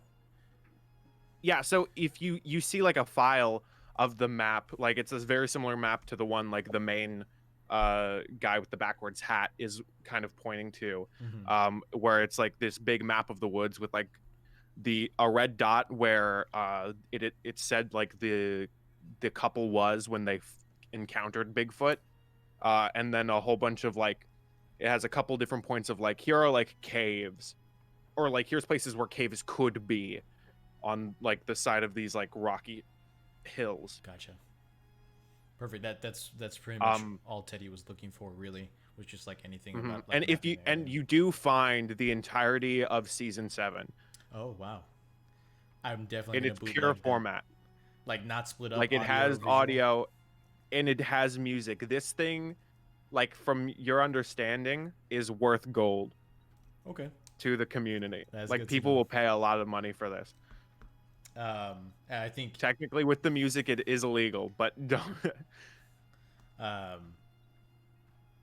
think the last thing Teddy will ask them is, before he heads out, he's like, "Oh well, I appreciate you talking to me. Just out of curiosity, you know, from a avid fan, I'm wondering, you know, what got you all into Bigfoot in the first place? What spurred you to dip your toes into this subject?" And sort of the main guy and the map turns around and he's like, "Look, we have been, you know, I studied in college for like half a semester in biology, and so I'm very interested in animals, and so, you know, and after like a shriek, like basically when I was like 5, I was attacked by Bigfoot, and so he's always interested me, and so I'm gonna hunt down that bastard, and I'm gonna prove he's real because no one believed me he was real when I went to the playground and told everyone, and so I'm going to prove that he's real to prove Jared and all those assholes from elementary school wrong." Wow. Deep stuff. Deep stuff. Well, Zeke's like, honestly, this is the show pays so much. Surprising with like the DVD and CD sales, but we charge a lot for those. Sure, yeah. It'd be a shame if they all went up like for free. That's just a whole livelihood just out the window. Oh yeah, that would destroy us. I might have to go to college. Right. Well, listen. If I see y'all out there, you know, I'll wave. You can probably cut me out of the footage, but best of luck to y'all. Hope you find what you're looking for. Okay, thank you, And Teddy's old cowboy. He's gonna tip his hat and turn and walk away. Cool. And are you getting a t-shirt? If it's free, Yes, the t-shirt is free. If you walk up and you're like, the girl with the blonde girl with the GoPro on her head and messing with all the camera equipment, like goes over and is like, "Here's your free t-shirt. Check us out on iftheshoefits.com.org.com." not .biz. Well, no, that's the fan page. Thank you. Are you part of the crew? Part of the squad? Yeah, here? yes, I'm Kathy. I do most of the camera stuff. I mostly am the camera person. Zeke and John sort of, you know, they stay in the front line most of the time. They talk to the people. I usually just stay in the back. Every now and then I'll do like a excited scream if we find something. That's sort of my thing. I'm the screamer. Can I get a sample? Can I get a sample of Scream from you? Oh, my scream? I mean, honestly, I don't know. Really, it's better if you have if you pay for the CDs. That's really where you get it for the best. But really, it's more of a you know, is like if it's something like spooky. If it's something like exciting, I go like, "Oh!" It's something like that. Is like if I'm. Are we gonna be able to upload this to YouTube, like for the VOD? I have no idea. Oh my gosh. We have all just devolved into absolute madness. I mean, did you expect any less with Chris's mystery? No, I mean, Oh my we gosh. we were fairly tame for the last one. Yes, the holiday one shot, man. I didn't have Um, time to think of jokes. Kathy, Oh my gosh. that's pretty good. I'll have to, watch all your videos and hear all of your screams. Pretty great. Thank you. Um, If you get in contact, or if you know anyone in like the acting side of Hollywood and you want to give them my Scream demo, that's also available online for a price of $7.95. If you want to buy that and share that with people, my Scream, like, again, Kathy Mulligan's my name. Screaming's my game. I swear, if anything happens to Kathy Mulligan, I will quit. Can you imagine for a moment charging for your demo reel? Like, it's a hard time being an power actress in move. Hollywood. Oh man. oh my god. I'm sorry, I just had to write down Kathy Mulligan's my name, Screaming's my game. I don't know what to do with that. So I think Mm. um Okay. okay, should I Yeah. even okay. Do you want to? Do you want to say more I to want Kathy to talk Mulligan? to Kathy. I Do want to it. talk to We Kathy. all talk to people. So you're typically the one behind the camera. Does that bother you at all? Do you wish you were in the front?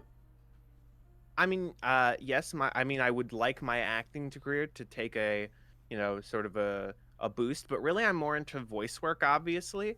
And so I'm Mhm. okay with like, and obviously I don't like my appearance too much. So I don't, even if I was on camera, I'd be a little, I'm so self-conscious. Once a lens is in front of me, I scream weirdly.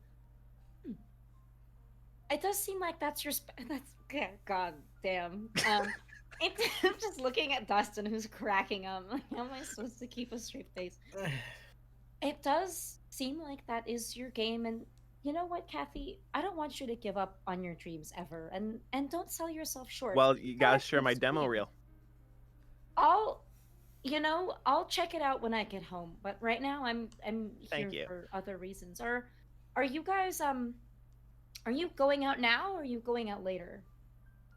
Yeah, we're about to go out right now. It's like I guess that other weirdo, and she sort of like points a thumb to Sir Bartholomew Beckham.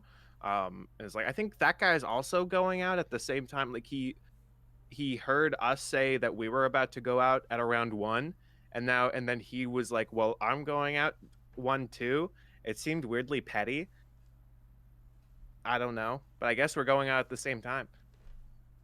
That guy has really, really bad vibes. Well, He doesn't seem great, I will say. I mean, he has like a really chiseled like jawline, but I mean, yeah, make no mistake. the He's got a mustache is nice a big jaw. no. But you know who else had a nice jaw? Gaston. You know who turned out to be a Oh, real freak? Gaston. oh wow, wow, And not in a good very way. interesting. Was jaws like Not in a this, good though. way. Wow. So, Kathy, thank you for your time. And thank you so much for the free t-shirt. And I think that Anne would like look at it and think about putting it on and just kind of like put it in her pocket, just like shove it as much as Okay. she could. Um, All right. Well, and thank then you try to again. rejoin the group. And again, if the shoe fits.com.org.com. Mhm. Oh, Okay, cool. man. So you guys meet up after meeting the two groups of Bigfoot hunters, the what a zany characters they are. It's almost one. It looks like they're all they're like packing up their stuff. If the shoe fits crew sort of like is getting all their tech and their Bigfoot scanners ready, and Sir Beckham he just has a big gun. And Chuck is like, I appreciate the big gun. I touched base with two parts of the 2/3 of the If the Shoe Fits group. They're definitely fitted out for searching for coins. I'm not sure if their equipment's really fit for searching or tracking things, but I did manage to pull off some information off of their server, and I've got a good map of the area with some caves nearby that might be useful to check out. I might need a little bit more time to sift through the rest of the stuff. So much of it's just like outtakes of different kinds of screams. It's kind of weird, but I'm like halfway through listening through most of them. Some of them are pretty good. Other ones they just sound like those turtle mating videos, you know. So. Oh, like the funny screaming goats videos. Yeah, like those. Yeah, that preferably that over the other thing. Yeah, the weird foot guy put bear traps in the woods and doesn't even know where they are. So if we're gonna go out there, don't step in those. Yeah, and if only we had a metal detector. Only true geniuses would have a metal detector. I mean, I can slap one together real fast if you need it. Probably a good idea.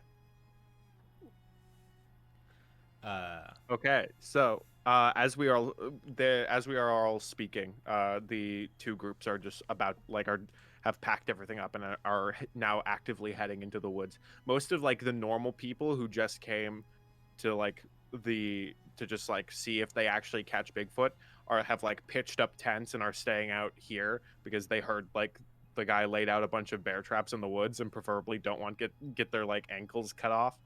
But yeah.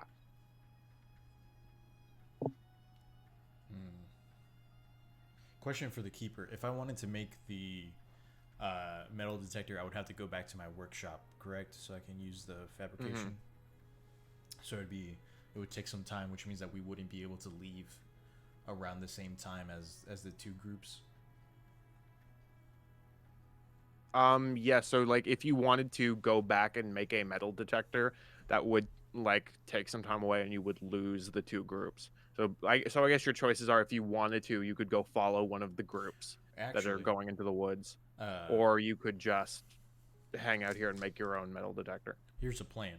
Maybe Doc, you and Apophis, you follow said groups. Just pick one, I suppose, whichever one you feels. I really have no idea how you would pick which one. Just pick one, I guess. Maybe flip a coin.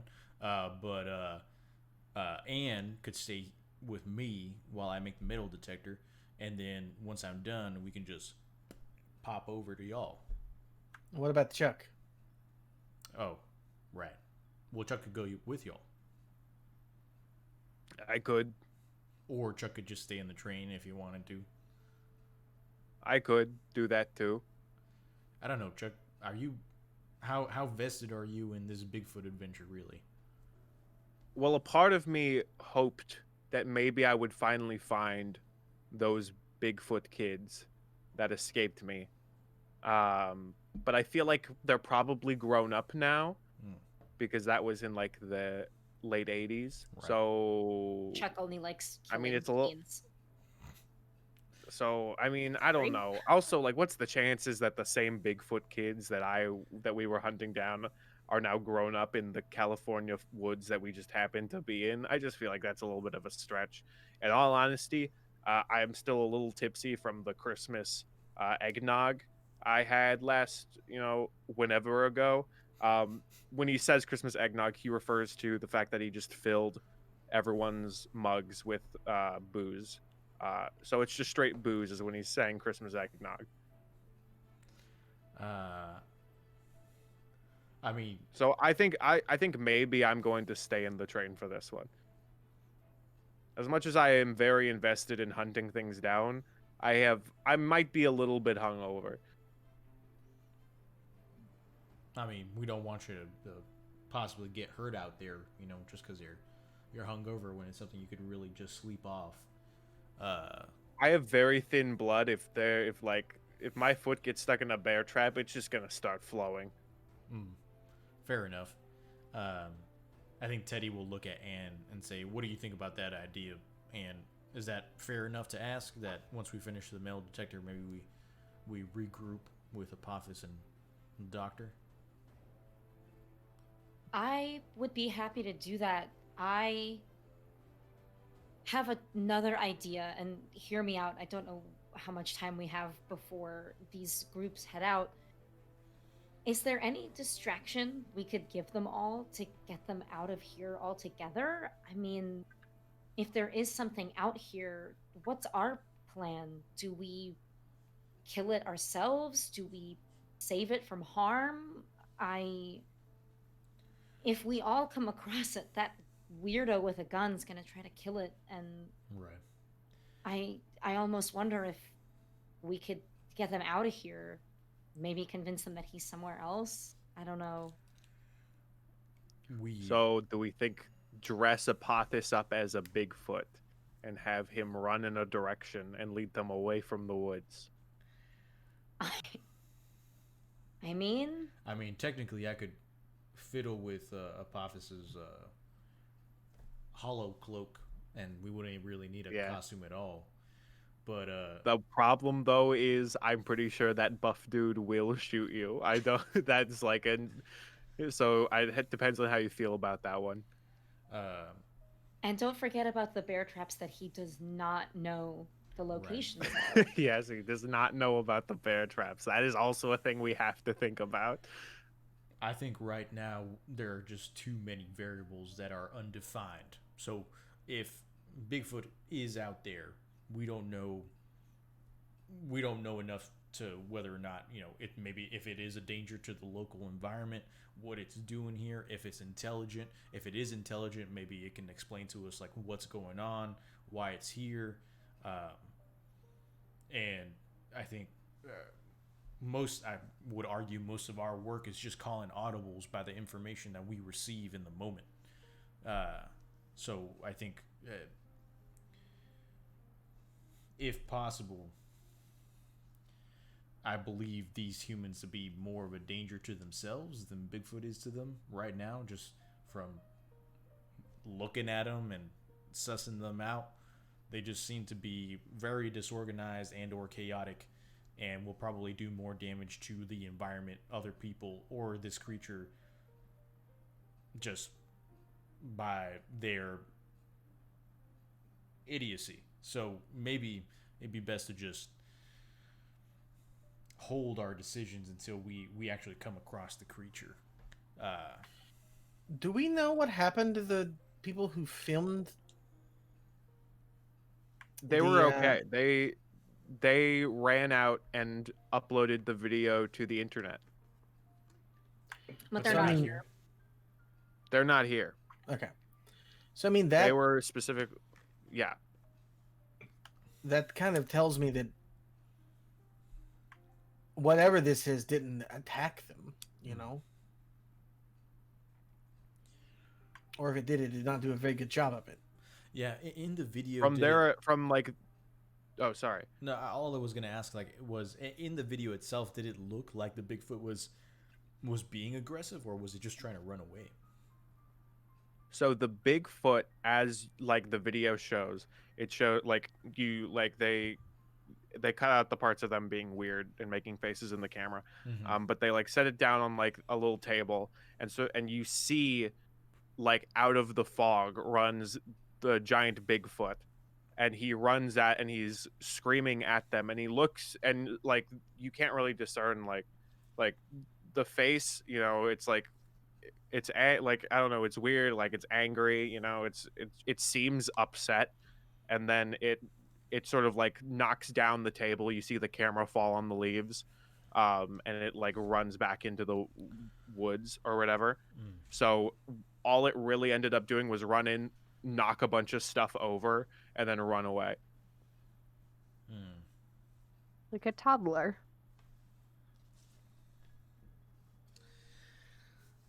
That's interesting. Because looking at that now, I think Teddy would turn to the group and say, at face value, that seems pretty aggressive. Large hairy creature stumbles into campsite, overturns things, and then runs away. But if we're trying to investigate all avenues, what if What if it was trying to warn them about something? You know? I mean, I went into this thinking that it was just trying to scare them away. Right. Not that it wanted to hurt them, but that it just wanted them to leave. Right. That's fair. Mhm. That's yeah. And I guess you could look at it as like he was just trying to scare them away. But then like what's going to happen when all these groups of people are now going to be up in its grill? Like what will it do then? Right. Or what will happen to it? Like if we care about the creature's well-being, obviously it hasn't hurt anybody we don't know. And so if, you know, if that large Beck dude finds it, it's gonna shoot it and hang his feet on over the fireplace. I don't know. Seems like that would smell.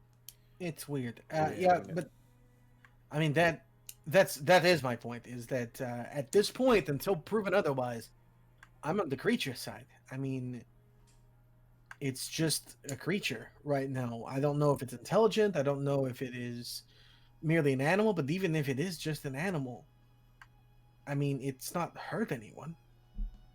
That I we will know say of. if Right. one of you wants to follow one of the groups, you have to do it soon because they are actively like walking into the woods right now. Right. I mean, we know where they're going because we have the map. Well, we know where we know where the if the shoe fits group may go, but we don't really know where the Like if you wanted to find the if the shoe fits crew, it would be much easier to find them because you could assume that they're going to check out the parts that they marked. right. Sir Beckham is probably just going to be walking aimlessly through the woods with the bear traps. With the bear traps. Yes. So here's my other thought. With magic, I could try to prevent our little murder hobo buddy from going into the woods, and that would eliminate one potential source of strife. Eliminate how? By barring his entry, Hmm. so he just wouldn't be able to come in. That's where I was coming from. I mean, if this is just what I've always known Bigfoot to be, as a creature that lives on the land, harassing him is not going to be good for anyone. Can you prevent someone from entering an entire woods, though?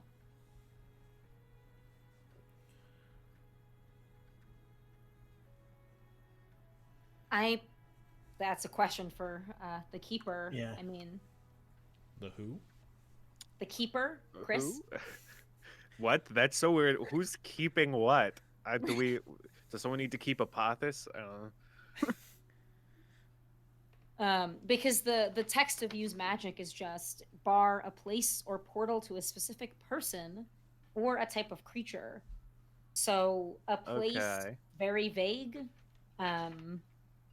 Yeah, so place is very vague. I mean, we could also try and trap Sir, because the one below that is trap a specific person, minion, or monster.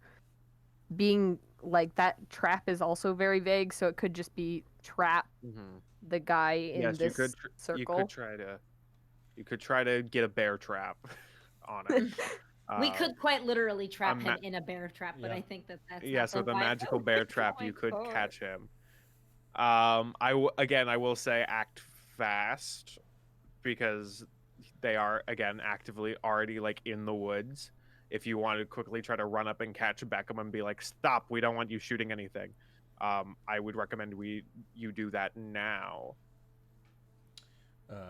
And what do you need for that spell to trap him here? Just luck on my side.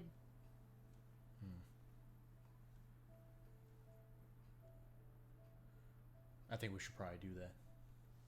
If it knocks out one of the groups that could possibly be a danger to others / the monster itself, it should probably be him with the firearm and the dangerous traps that could catch anyone in it. The other group has metal detectors, so if they come across one, that's not too much danger. And they're traveling in a group, so it's a bit easier. but he seems like the wild card in this situation. You're not wrong. How about this then? I'll follow the group of wannabe detectives over there. Apophis, you do you. Maybe go with Anne to make sure that he doesn't turn around and just start shooting her for some reason. Teddy can head back to the train and get that metal detector, and then Anne can always go back and get Teddy very quickly, if need be, with a little bit of angelic magic. Yes, this sounds perhaps good because they're leaving, and Yeah, we need to act fast, so I'm game. all right. Well, I'm definitely going, and then whoever is following me can or go that way. I don't know, but and then Alex is gonna go start moving after the if the shoe fits. Okay, cool. So I guess, Anne, do you want to quickly go catch Beckham and try to trap him with magic? Yeah, did I see what kind of vehicle he came in? There is a couple cars parked like on the opposite side of the train tracks. There's like there's like another opening where people have sort of set up some of their tents, and there's like cars parked on like he a have trail Hummer, that please? leads to a road. What? Can he have a Hummer, please? Like a camo Hummer or something? He has a very, like a very tiny like yellow buggy. It's like a very Because tiny he's like yellow British? buggy. Sits two people because he might be British. Who knows? It's because he's poor. And then you also have a big like Jeep with you have like a not a Jeep van, a large like van with if the shoe fits logo on the side. It's like a rusty van though. It's like It's not like the a best Volkswagen quality. van. Kind of, yeah. It's kind of like a mystery machine, if you would, if you will. Okay, so then I guess Chuck and Teddy will start heading back to the train. Okay. I think Anne's going to try to get Bartholomew into his car. Okay. So and you're gonna go up and try to like angel wings him into the car? No. I think that what Anne is going to do is call after him. So I imagine this being like, "Oh, Sir Bartholomew, I need your help." He turns around and he's like, "Oh, a damsel in distress. Sir definitely seems Bartholomew the type. Beckham is not one to shy away from a lady in need." Yeah. And then he walks up and is like, "What is it you require of Sir Bartholomew Beckham?" Oh. So I want to. Both Alex and I want to punch this man.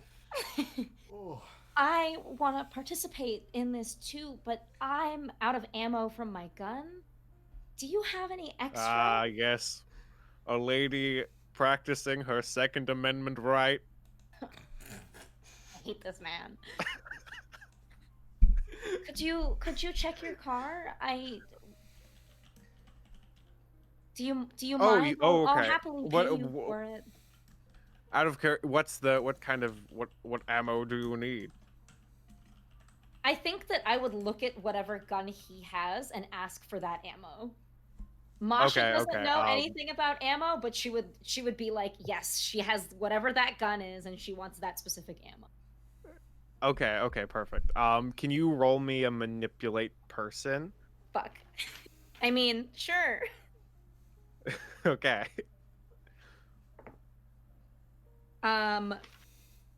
That is a 10 minus 1 because Anne, believe it or not, has negative charm. Oh, quick, show him your feet. No, ew. Oh my god. Oh my Dustin, god. Somehow that's worse than what I was thinking. That put me in physical distress. All right. Ooh. Oh man. So on a 7 to 9, they'll do it, but only if you do something for them right now to show that you mean it. Before Okay. before we do that, could Apophis try and help out? I'm sure. Might as well at this point. Apophis is going to sit and come up behind Anne and say, uh, I could also use some ammo for my gun, which I have in my pocket. Oh, you both have ammo. You both have exactly the same ammo as me, and who has a very old blunderbuss rifle. Very interesting. I'm a gun collector. You look like it. I guess a roll to help someone. Feel like I should stop this. But I also 3 and 5 is 8. Plus 1 is 9. Okay, perfect. So you get a +1 to the roll, but you also expose yourself to trouble or danger. Oh my gosh! God. How do I, how do I expose you to danger? There's a bear trap right under you. No, I think he just sort of like narrows his eyes at you, and because we've confirmed that Apophis has snake eyes, correct? That is correct, and I do forget about that whenever I'm talking to regular people. He does have big ol' snake eyes. Yes, I think Sir Beckham narrows his eyes at you and he's like, "What's your name?"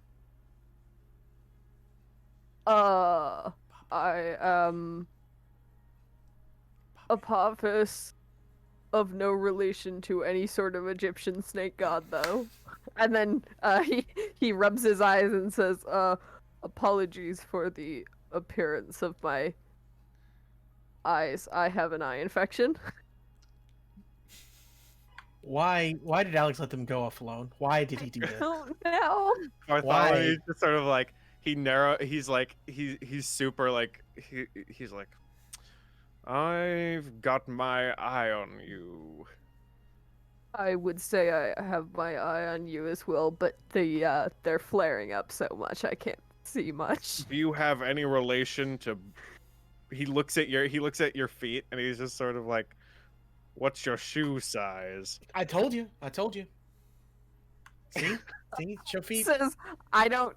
Apophis just says, actually, I will. I do not need ammo anymore. I would like to go now, please. Okay, as Also size Apophis 11. leaves. Oh, okay. Very interesting. As Apophis leaves, he turns to Anne and is like, Do you know who that was? Yeah, they're my cousin. They... Do you think they're Bigfoot? I'm sorry? Any suspicion that they might be Bigfoot?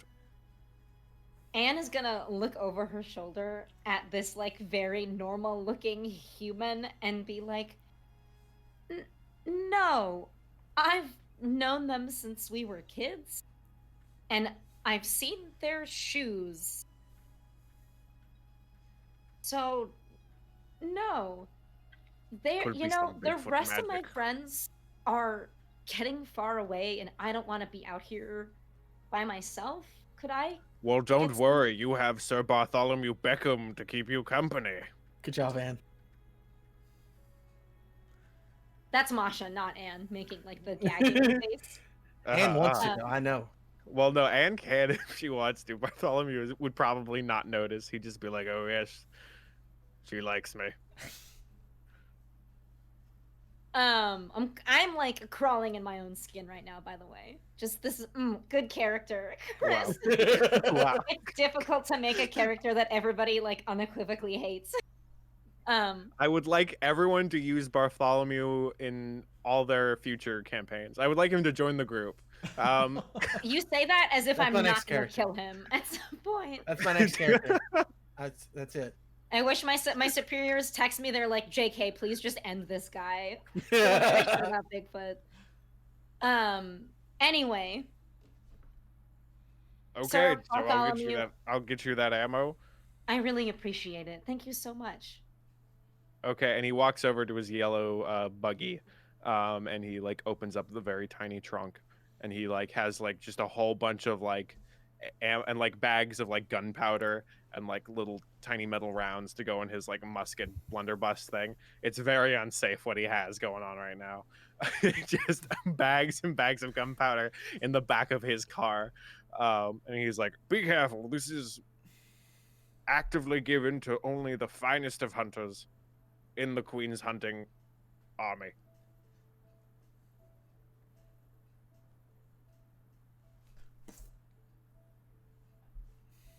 Chris, Yeah. does Anne feel like this man could fit in his own trunk? Yes, please, please. There is a lot of gunpowder in there. I feel like if you really wanted to, you could force him in there. It would be a very tight fit with a lot of gunpowder. Is that a risk she's willing to take? Is she okay with maybe murdering this man if he moves the wrong way?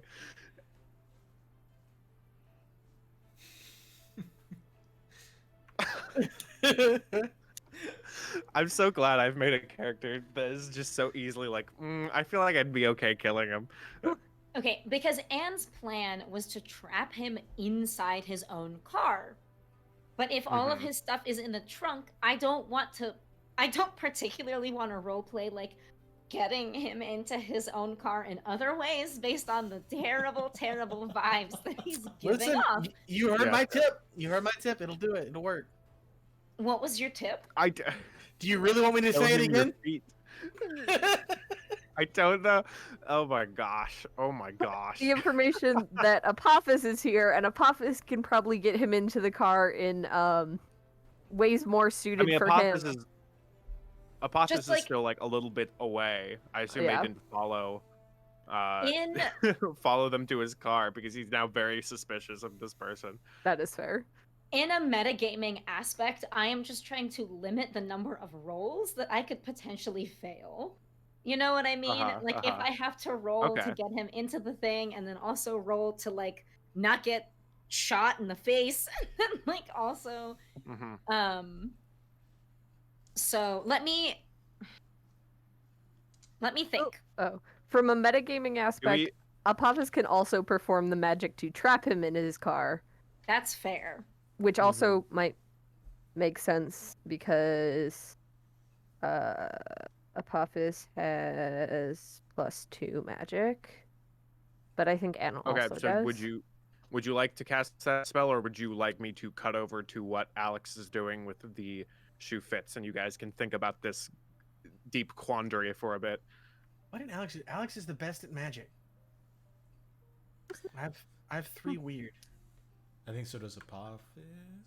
I have +2 weird. I was gonna take a 3rd weird, but I decided to upgrade my sharp from -1 to 0. Gotcha. May I request a break if we're going to kind of like? Yes, I was going to say I was going to try to do it if we all went into the woods at that point, but we started started doing this weird thing with Bartholomew, and I was like, okay, let's try this. But yes, I think that was a good time for us to take a break and think about what we've all done and what we will do. Nothing. This is not on me. Oh my gosh. Cool. Okay.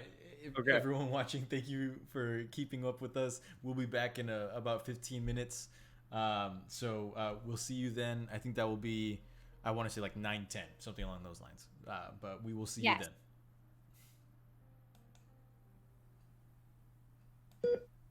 My name is Dr. Alexander Rose, and as hard as it may be to believe, I am a vampire. Well, at least partly. I don't even truly remember how this came about. You see, I had a problem with certain controlled substances. I was a user. I also gave freely out of the pharmacy connected to my clinic. There were many that I shared with. All of this culminated with one night, one bite, and my life changed forever. I'm now hunting for my sire, the one who turned me into this, and for any knowledge on my unique condition, while trying to fix the life that I found myself in. I fight the urges. I work to try and make the world now a safer place for those like I once was, and for those like I am now. To prove my humanity remains, and that I'm more than monstrous.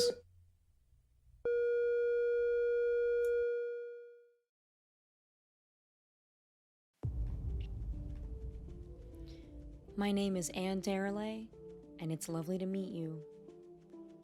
For the bulk of my career, I've been a dating coach. This has been a bit contentious for my parents, who think that there are more respectable paths for me to take. What's important to me is that I'm helping people. That's not what got me to where I am now. One day, I stirred from a nap with a message from an unseen deity looping through my head. The apocalypse is coming, it said, and it is your duty to ensure it comes to pass. Something inside me had woken up. As silly as it sounds, I had powers. A year has passed, and I'm no closer to learning the origin of these powers, or bringing about the end of days at that, but I've still found a way to put them to good use. If you ask politely, I'll still give you tips on flirting with a beautiful stranger at the bar. But if they turn out to be a shapeshifter, then I'll be the one to take them out. I am the head of Apophis, the Egyptian snake god prophesied to swallow the sun and bring about the end of the world. I was summoned from my slumber about 20 years ago by a group who didn't understand the weight of their actions, by a group that failed to acknowledge my power. And so I was split. I should have been risen as a horrifying, monstrous snake, large enough to swallow the sun, but instead I'm just the head of one. As I wondered, contemplating the life I now had before me, this form couldn't bring about the end of days, I began to appreciate the world around me and see what it had to offer. The apocalypse is my destiny, but I'm not sure it's the future I really want. The name's Chuck Duval, though some people might be more familiar with my old work title, the Silencer. You could say I was a hitman. I used to take out anyone for the right price, be it people or monsters. How many people I killed is a secret between me and God. I've been retired for the past couple of years, but things change. Retirement got boring, and I don't have that much time left to waste doing crossword puzzles in between my daily dose of Vicodin. So might as well use it to silence a few deadbeats on my way out. 1 second, folks. Recalibrating the sonic rifle. Almost there. Hot damn! Oh, shit. Oh, I apologize. Let me introduce myself. My name is Theodore Ulysses Franklin. You can call me Teddy. Born in good old San Antonio, Texas, back in 1959. My mama was Mexican, my daddy a cow rancher, and sí, hablo español. After graduating from MIT with various degrees, I delved into some of the fringe sciences. There, I discovered the existence of the supernatural, and I realized my purpose: researching the unexplained and protecting normal folks from the terrors in the dark. My savings went into building Old Tex, my mobile base of operations, out of the scraps of a 442 Atlantic steam locomotive. Old Tex and I travel across the country, fighting monsters, protecting people, and riding the rails.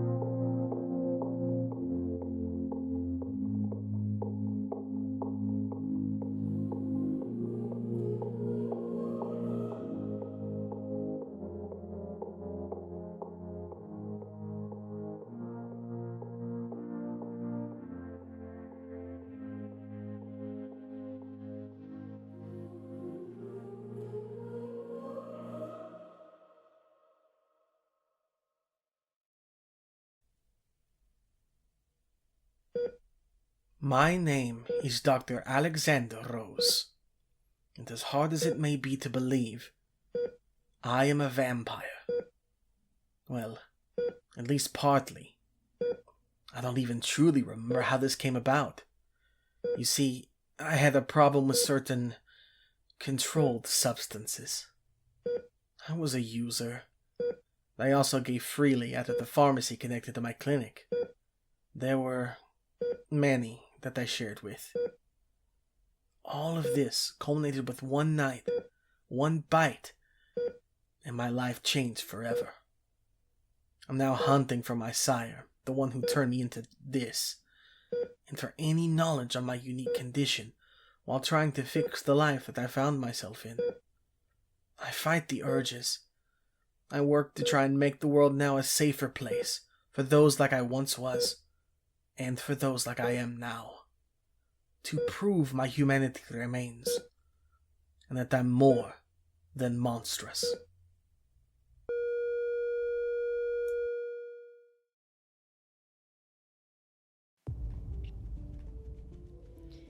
My name is Anne Darelay, and it's lovely to meet you.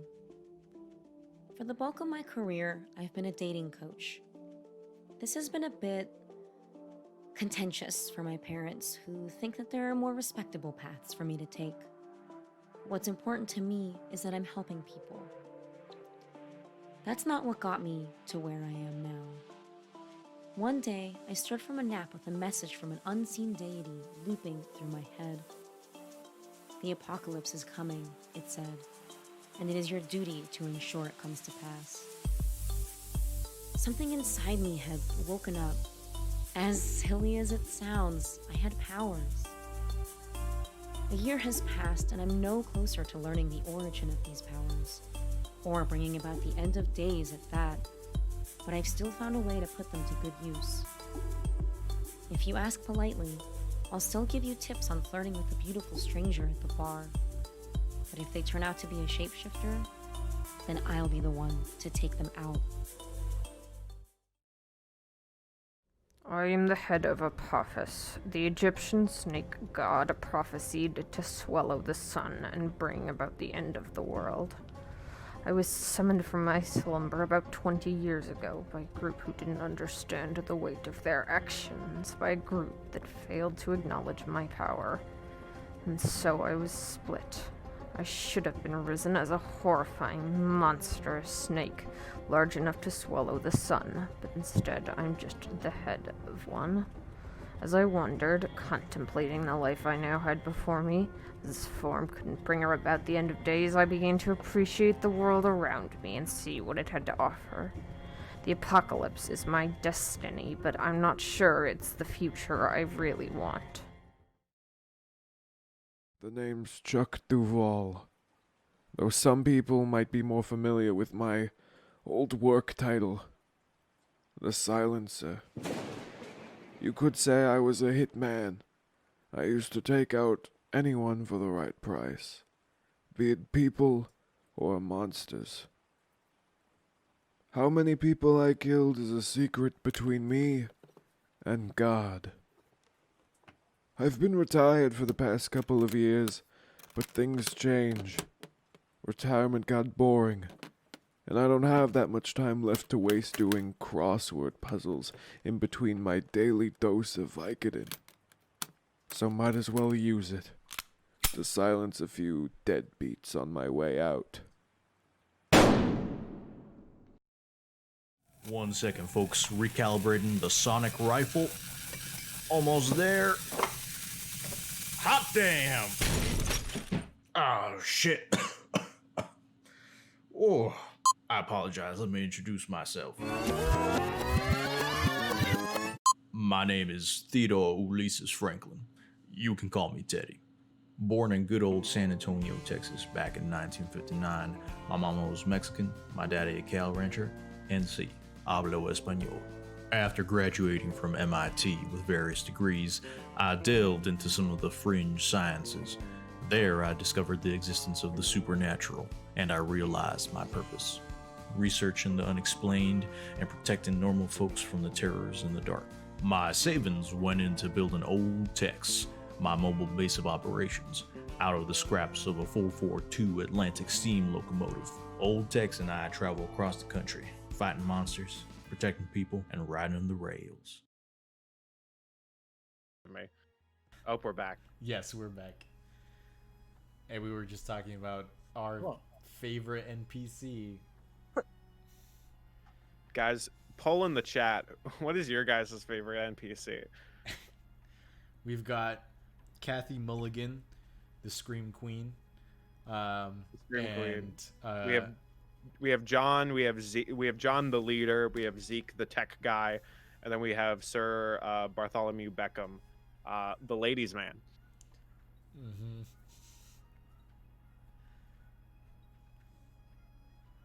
Anyway, so do we want to get into how?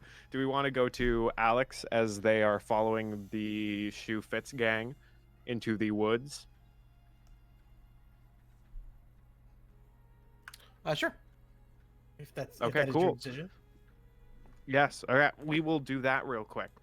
So it is now. It's about like 1:30. Sun's still pretty good in the air right now. It'll get dark in a bit.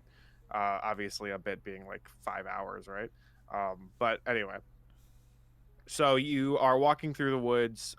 You see like Zeke is sort of like dual wielding metal detectors and just sort of holding them up in the air. It's just like, interesting readings we're getting. I feel like if I have these calculations correct, there have been some Bigfoot waves in this area. And John is just sort of nodding like, yeah, perfect. That's exactly what we need to find this guy. Okay. So, and he turns to Kathy, who's holding up like a film camera, and is just like, what's going on, my feetsies? It's the If the Shoe Fits gang coming up. oh, wow. Oh. With the oh Lord! I think I've ever had such a visceral reaction to a sentence. Oh my god. Anyway, man, look at that foot movement. The best part of that is that I got to go click to the stream and just watch all of our reactions all over again, and every single one of us just like recoiled. Oh man! Oh my god! Okay, Anyway, and so he's like, "What's going on, my feetsies? Welcome to the season premiere of season 10 of If the Shoe Fits. We are now on the hit cusp of catching down the furry menace that is Bigfoot. We have caught him down to this random forest in California where the most recent high-definition video of the Sasquatch has been caught, and we are now here tracking him down to this very location. We have mapped out the area, and we are about to discover some hidden caves that are several hundred years old, we think, and we will find them. And we will find Bigfoot because this is the most logical place that he should be. We believe Bigfoot would either live in trees or in caves. So that's what we're doing. And then he's like, okay, cut. Okay, let's go. And he sort of like strips down this persona and is just like, okay, I think, and he holds up like a map and he's just sort of, I think this way. And you see like, there's like you and like are some of like like you are the only person that came to follow these people besides like, there's like 2 to 3 other like just civilians just standing there being like, oh my gosh, he said the line. He said, what's going on, my feetsies? I'm so excited. Socks and shoes mostly. That's what goes on feet. Oh man! And Masha's gone. If there was anything to really just sell that line, Chris, it was to whisper it into the mic for sure. Yeah. Oh my god. I can't believe how. And then they can't sort of believe Masha's dead. And they're sort of like whispering to each other, like, oh my, what generation merch do you have? Did you get in right at the start where you had to actually sew the shirt yourself? Where did you get that? Like that's pretty fancy though if you got that one. And then one guy's like, well, okay, well I have this original mug that they sold, and they hold up a mug that says Staples on it that's been scribbled out in Sharpie and writes "If the shoe fits" under it. He's like, I have this one. This is my favorite mug. I would literally die if anyone broke this. Slap it out of their hand, Alex. No, he's not gonna do that. So, Alex, this is the situation you chose to be in. I mean, it was either this or the foot guy. Like, This was they your all choice. seem to be foot guys at this point.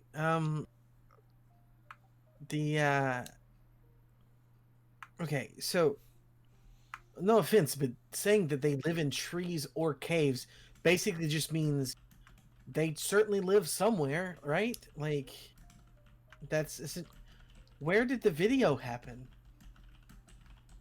John, who is the leader, the like gingered leader with the backwards hat, is just sort of like, look, I mean, you can like go through all these like statistics or like facts that you want to throw at us, but in all honesty, all that matters is what we have right in front of us right now. And what we have right now are some pretty interesting readings and a map with a lot of red dots on it. And we're about to look at those red dots. That's a speed radar. Like, that's what the police use to see how fast you're going. Well, it's actually some very advanced Bigfoot tracking technology, so I could understand why someone of, like, no offense, but civilian rating would not be able to fully understand the complexities of the technology and the equations that we are using on an hourly basis. Equations. I don't understand most of it myself. That you'd have to talk to Zeke. Oh, and just realization just dawns on Alex's face that you're all idiots. And he's just like, man, are we really the only ones outside of the government that hunts these things? And he just kind of mutters that to himself. I don't.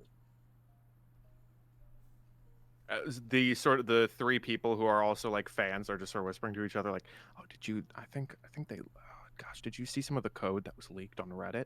Dude, that was some complex stuff. I didn't understand it myself. Like, I think there was like at least like 5 digits in there that I'd not seen before. I think that was pretty interesting. I think it's really complex stuff what they're working with."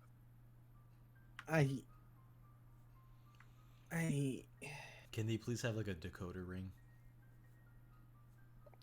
that they send out like in a monthly They have newsletter? a little fortune teller paper thing, you know.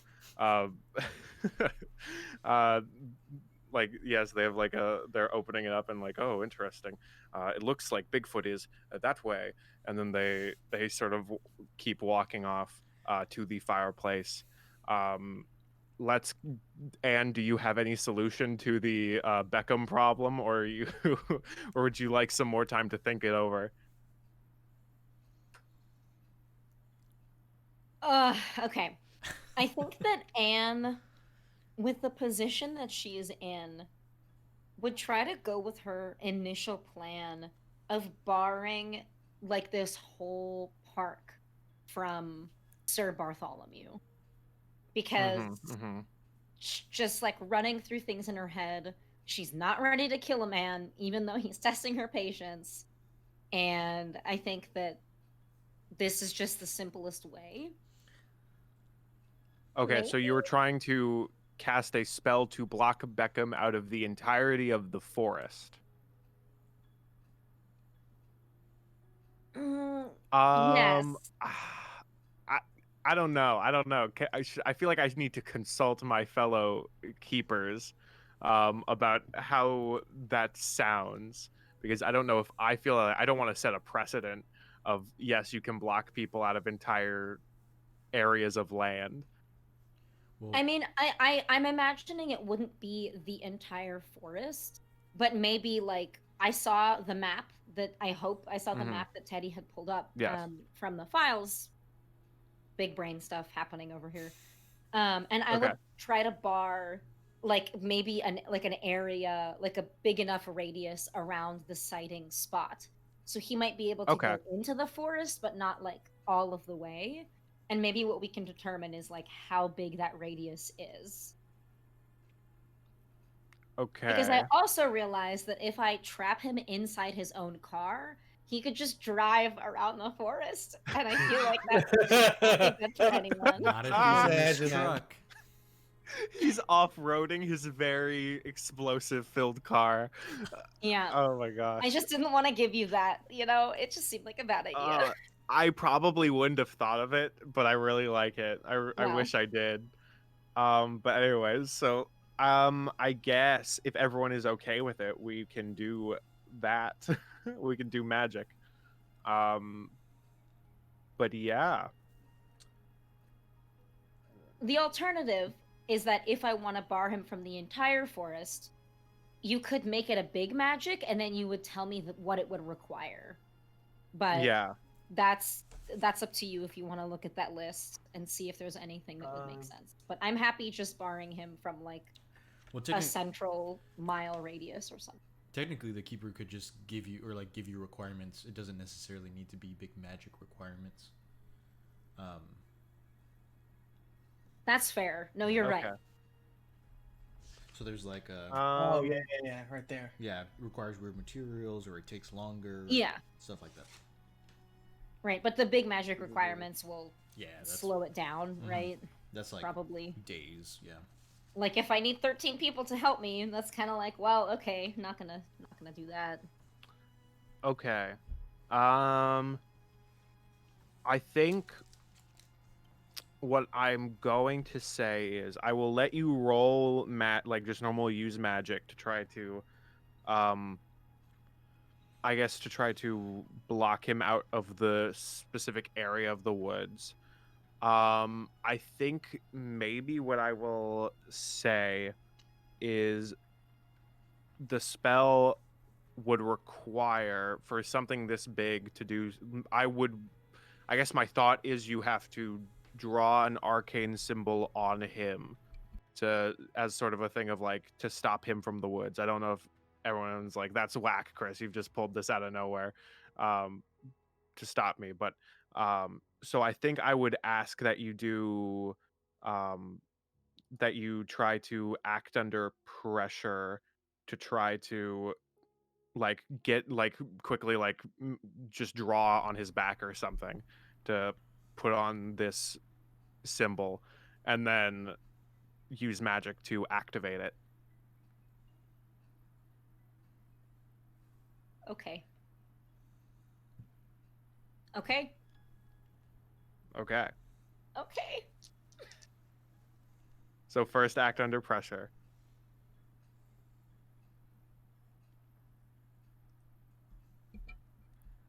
No, Masha, no. Don't tell us you quacked again. You got a mark in experience? Yep. Perfect. Okay, cool. That would be a snake eyes. I am not disappointed, but not surprised. Time to pay the bill. So yeah, so basically Anne would be trying to, while he's digging around in his trunk, like trying to make a little sign on his back. Okay. What? Okay. And hey, This here, is acting this first. This isn't magic. Okay. I was thinking this was the use magic roll, and No. of No, course this in is my mind I exactly immediately thought of just the worst possible outcome and was laughing to myself. But this is acting pressure. We're good. No, and you know what? I This think- actually causes me to level up. So this is my fifth Well, level up. you did it. Oh my gosh. I did Time it. to retire. There's no I guess it's just it doesn't say on act under pressure what's below a 7. I don't You just believe. get to take a hard move against me. So Oh, okay. whatever you want that to be. Okay, very interesting. I think how do I want to do this? Oh my gosh. I think so you take off like cuz do you have are you doing this like with a marker, or what are you trying to do? You like pull out a Sharpie and you're like, I'm going to draw on his back or something while he's like leaning in to get the ammo? Yeah, I think that Anne probably would have just pulled a marker out of her pocket and just kind of tried to, like, as lightly as possible, like, drawn on him. And I think that she would have also been, like, you know, like, one hand on his shoulder, kind of, like, leaning into the trunk, looking, like, trying to make it seem Like, Uh-huh, like, oh, uh-huh. we're buddies. Like, I'm just peering into your trunk. Okay. I think he, as you open the marker, you see his very his large nose sniffs the air, and he reaches around and grabs your hand as it's about to write something on his back, and he's like, "Look, I understand. Kick me signs are funny, but I'm not a joking man." And he sort of turns around and he's like, "Do you have a blunderbuss? Where is your gun that you need this ammo for?" It's on my friend's transport. He left me with the key. I didn't want to carry it with me with all the people around. It just seemed unsafe. Oh, well, you need a large, muscular frame and bones to carry such a heavy weight like me. But what is the marker for, though?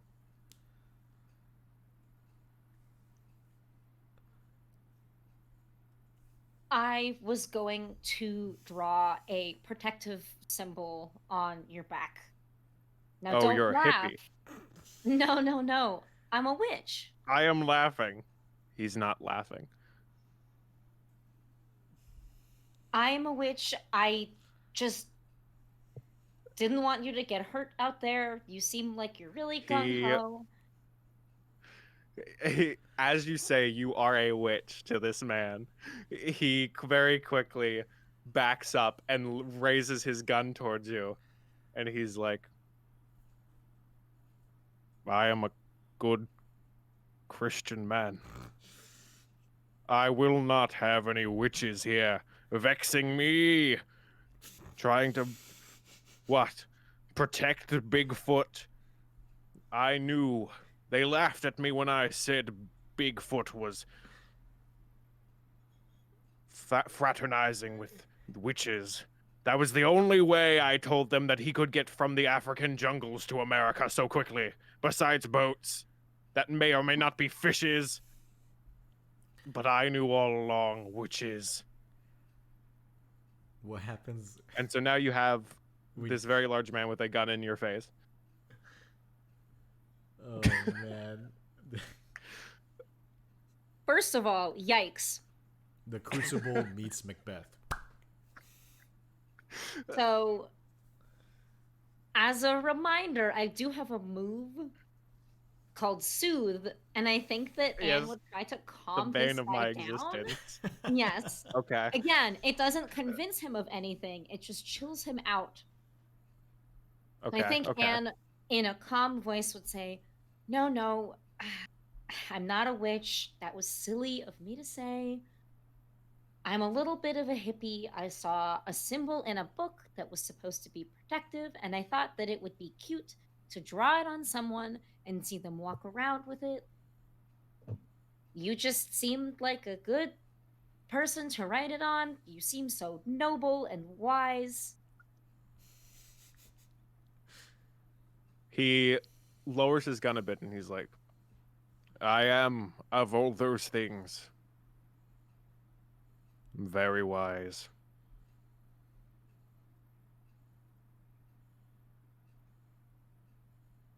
So,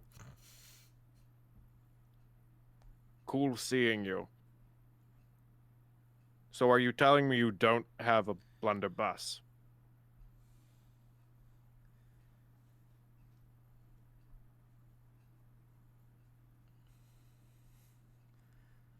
I don't. You're very disappointing. And then he closes the trunk and is just like, "Well, you have delayed my adventure for far too long." And then he starts walking back towards the forest.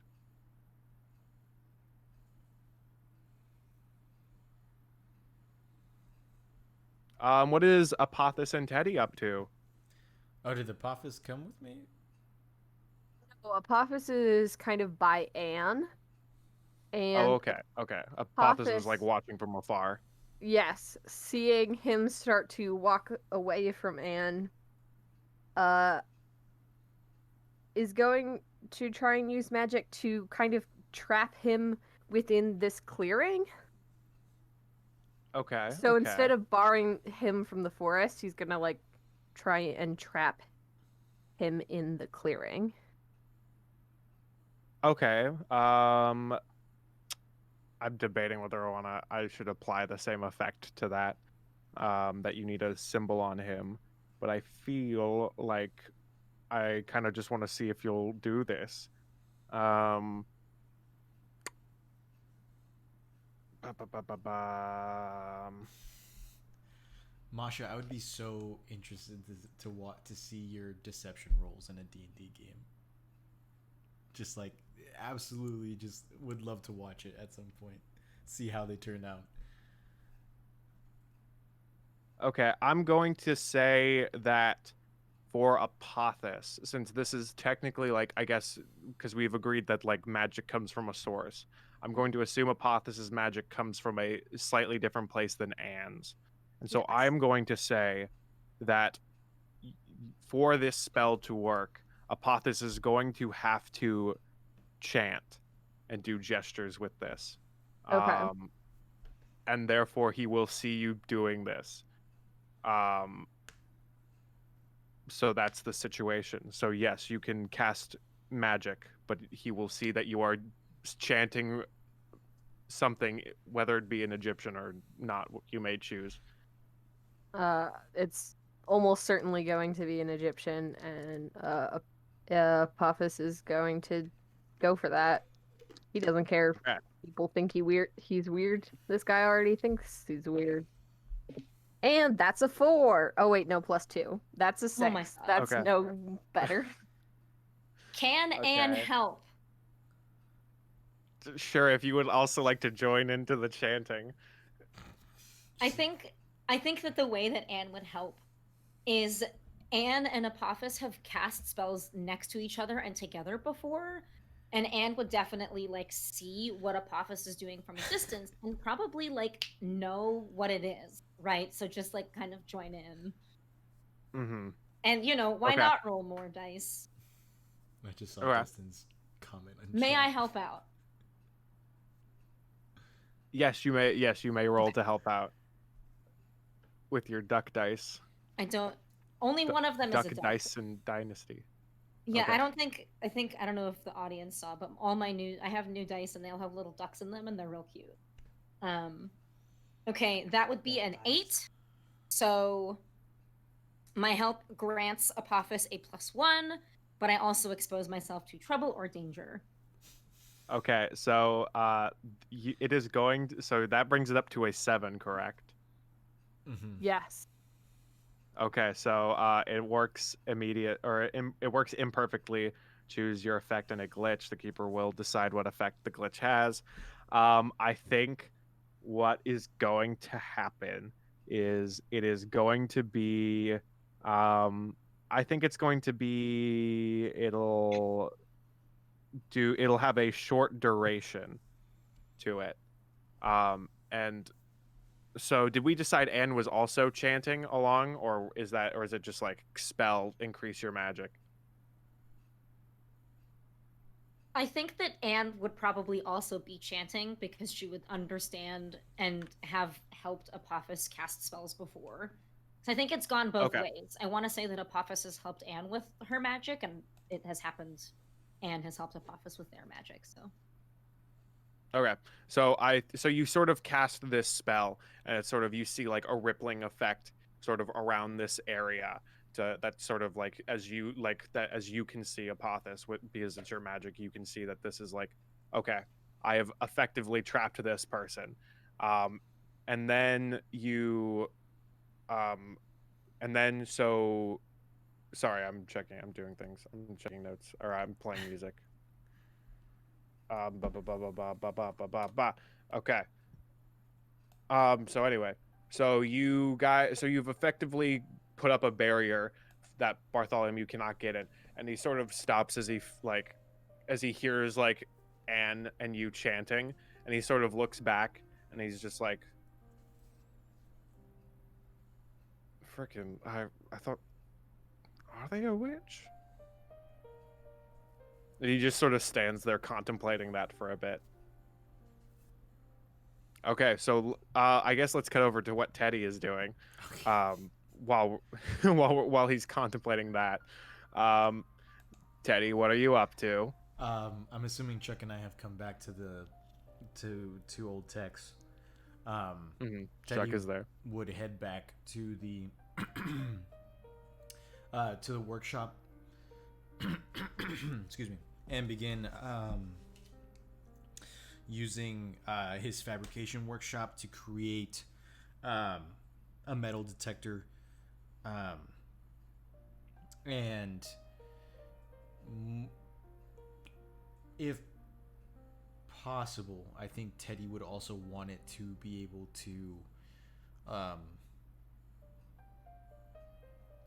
Detect Bigfoot rays. no, it's more of like it detects, it can detect metal, but given the proper substance, it can also track that substance as well. You know what I'm saying? So like, Okay. Essentially the way I'm envisioning it is like, if we're really snooping around the forest really well, maybe we'll be able to find like a stray hair, like caught on some like, you know, thorny bushes here and there that maybe belongs to Bigfoot. You know, these are just kind of like things that happen with like animals or creatures with fur that shed a lot, like it gets caught on branches and stuff. And so I think Teddy would want to slap together this metal detector in order to suss out any like bear traps, but also have it have another use of like being able to, like, with the correct material, being able to track that as well. Okay. So I guess make a weird science roll for that. Chuck is going to be pouring himself alcohol into a mug. Would you want me to do weird science or my specific fabrication workshop move? Because weird science I think both of them work. It's just that, like, for fabrication workshop, it says if you need a special item, roll plus weird. And then for weird science is when you want to create or adapt a device to analyze or deal with strange phenomenon. So it really is either or. Okay. I think either or. I do agree either or works. If you would like, you can use either or. I don't have a preference. If you would rather use fabrication, I will let you do that. Okay, yeah, I think I'll probably go with what's the better, like, drama tool. Chuck is just like, the best medicine for a hangover as he drinks more alcohol. I think I'm just gonna do fabrication workshop because I did weird science beforehand. Okay. Okay, so that's 9 plus weird is 2, so 11. So on a 10 plus, you can make it, and plenty of it if that matters. So I think Teddy would just kind of go about the process of creating kind of like, instead of like a one-handed metal detector, it's kind of like it almost kind of looks more like a dowsing rod, where you hold it up with two hands, and sitting like in between the two handles is that kind of like magnetic plate that would detect metal in and of itself, but at the same time there's like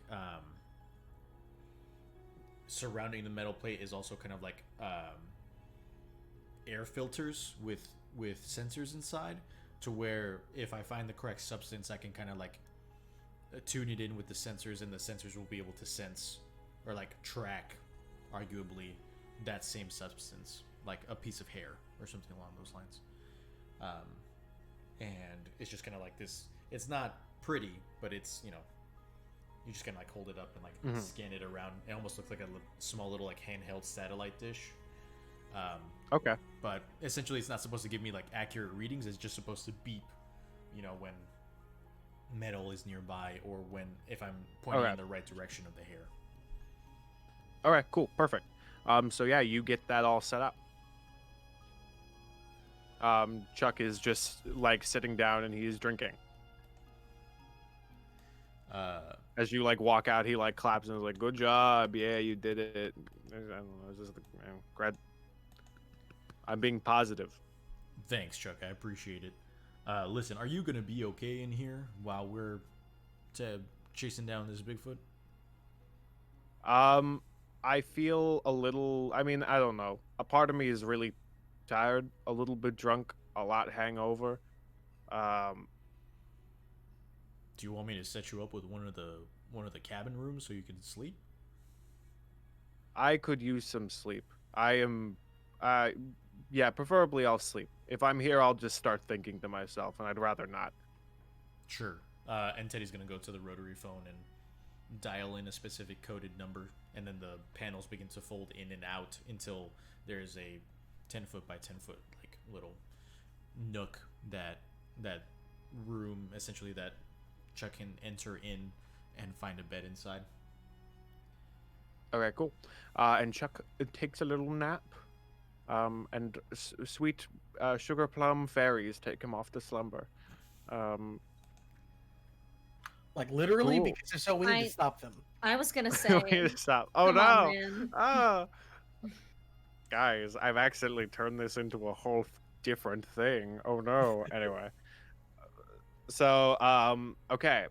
So is Teddy going to go outside with his new fancy tool? Yes, I also think that as Teddy is leaving Old Tex and Chuck is bedding down, Teddy's gonna surreptitiously just kind of like order Old Tex to keep track of Chuck's sleep patterns and record any things that he might say in his sleep. Oh, okay. Very interesting. Creepy. Spying. Gotta make Very sure Chuck's cool. not cheating Okay. on him.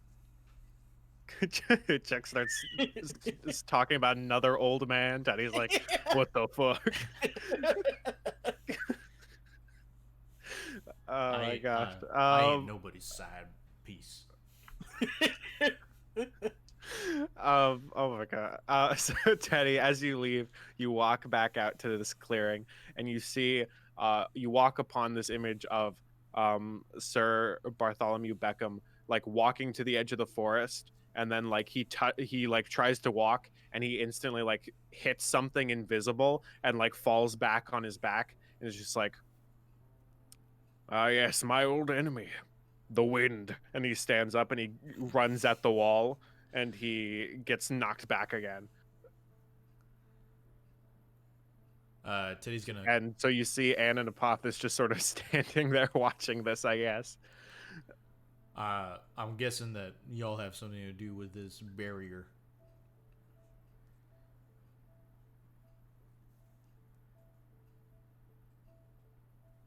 Are we in earshot of the guy?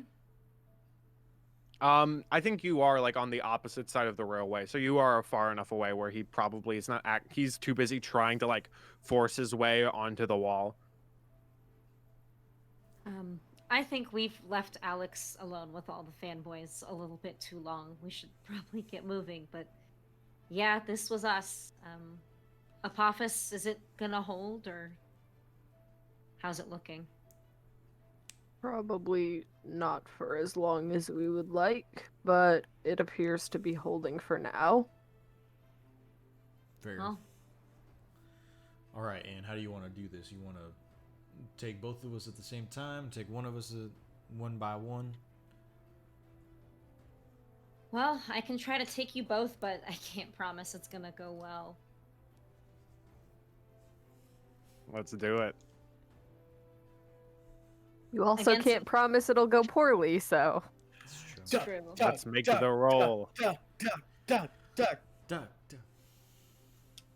Yeah, Anna's gonna try to angel wings both Teddy and Apophis to wherever Alex is, Okay, perfect. against Masha's better judgment. Let's see how this goes. That is a 9 plus 2, I think. All the Perfect. Yes. So. It all lines Oh. up. Oh. Yeah, that's fine. It works. That's what that means. Yeah, you did it. I'm not used to it Whoa, working. this never happens. So wait, how does that work now?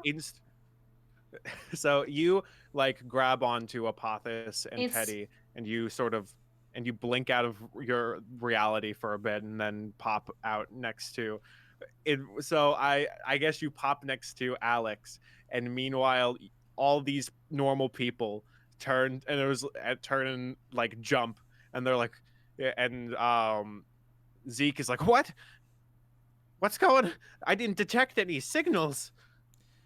Teddy's going to And- just like look at Anne and kind of like, touch the tip of his hat in an acknowledgement and say, "Knew you could do it." You know, you could have sent me a text first, and I could have like gone to take a leak, and they would not see you just appear out of nowhere. Ah, well, that's in the past now. They're It's true. you see Kathy sort of like holds down the camera and is like, how did you do that? We are a troupe of traveling magicians. Josh is like, that's weird. Yeah, they call me Traveling the Great magicians. Hero. That's a little weird. Copyrighted. That sounds like By Chris. one of the like civilians like whispers, the Great Disappearo. I think he went to my nephew's birthday party. I thought it was a guy. Maybe, and then another one's like, well, maybe it's like a reboot thing. Maybe they like, be more inclusive. And it was like, oh, okay, I guess. I don't know. It's a little weird. And they just sort of keep chatting about that topic for a bit, and Josh, or John, sorry, John looks at you and is just sort of like, a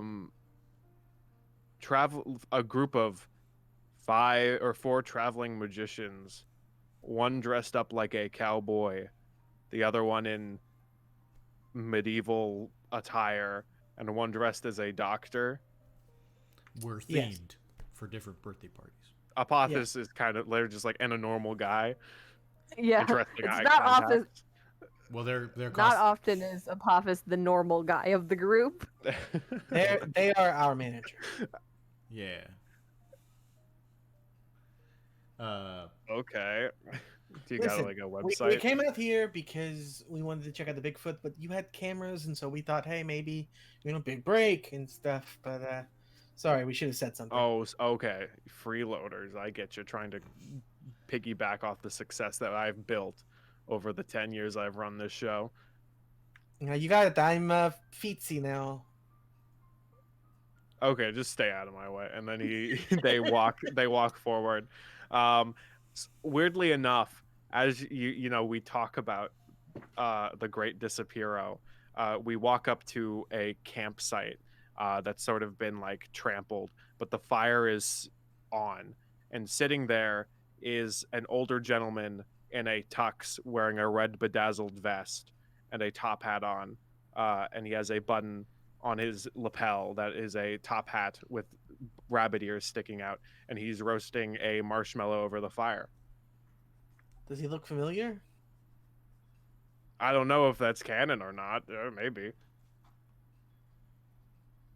He turns and is like, "Oh, look!" We mentioned the Christmas thing. Pleasure. Like 30 Did we minutes met? ago. Oh well, we did.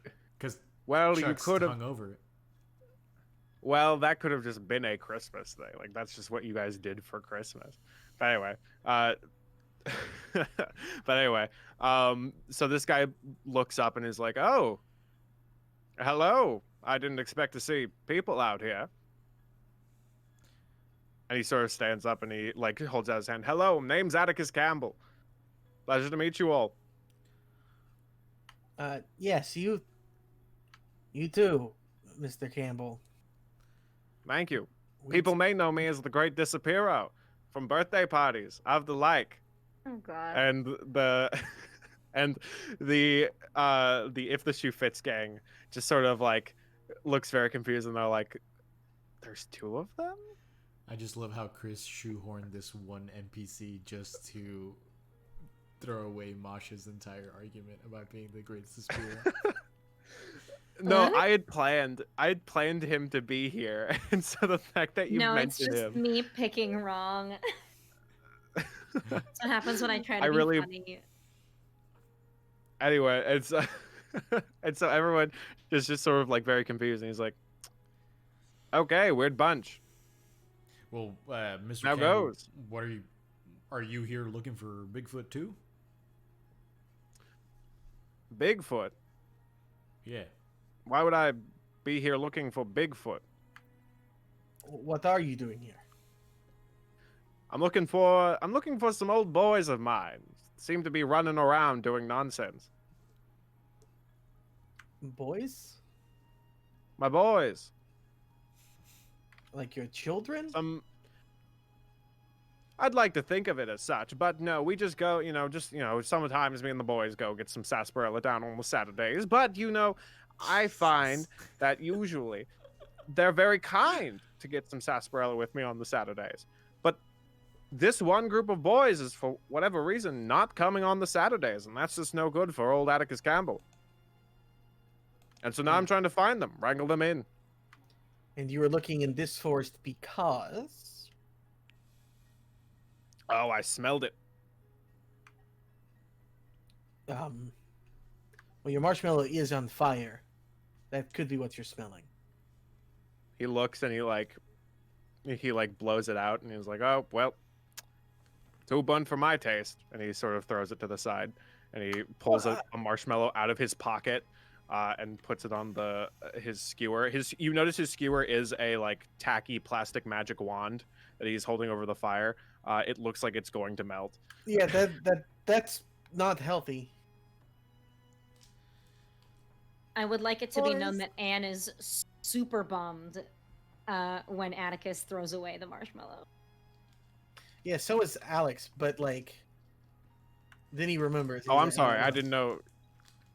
Do you guys like marshmallows? I would like to have a discussion about which of you likes marshmallows and what kind of marshmallows you like. If you crisp I could the talk about my outside, digestive you can act. pull out the gooey center and slap that into the s'mores.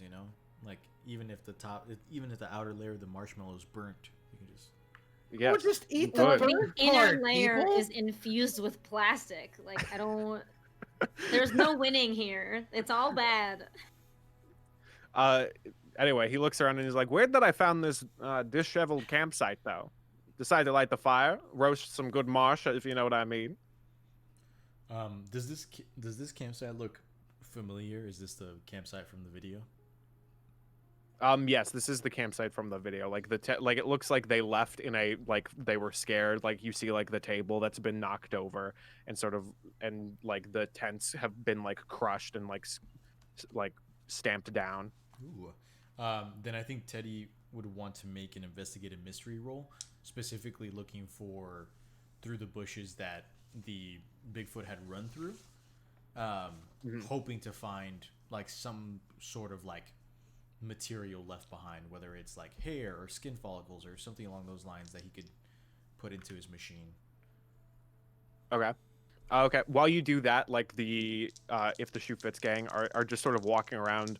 Zeke is sort of kind of going off in different directions with his metal detectors, while Kathy is sort of zooming in on John, who's just sort of "Now here we are at the campsite of the famous internet viral video. What actually happened here tonight is what we will be exploring in the next 27 episodes of our 10th season." And then he's like, "Okay, cut." And then he's like, "Okay, fine." And they just sort of start looking around. He's sort of kicking at sticks. That is a lot of filler. They're gonna need a lot of B-roll. They sort of, the group of civilians are just like, "Oh my god, I can't wait! I really can't wait for this." And each episode is 2.5 hours long. Oh my god, it's so good. You'd be surprised. Jesus. The twist. The That's twist at good the end of season television. 9. I really hope they show what happened at the end of season 9. I really hope they resolve that cliffhanger. How do you have? How does? It's a live, but it's a documentary style. How do you have? And twists, Well, so we didn't find out. So like at the end of the season 9, we almost find out like they're very close to finding Bigfoot, but at the same time, it comes out that they're like John's sister might be pregnant, and it might be Zeke's. And it was really hot stuff. Stop. I hope they Stop. touch upon that. Stop.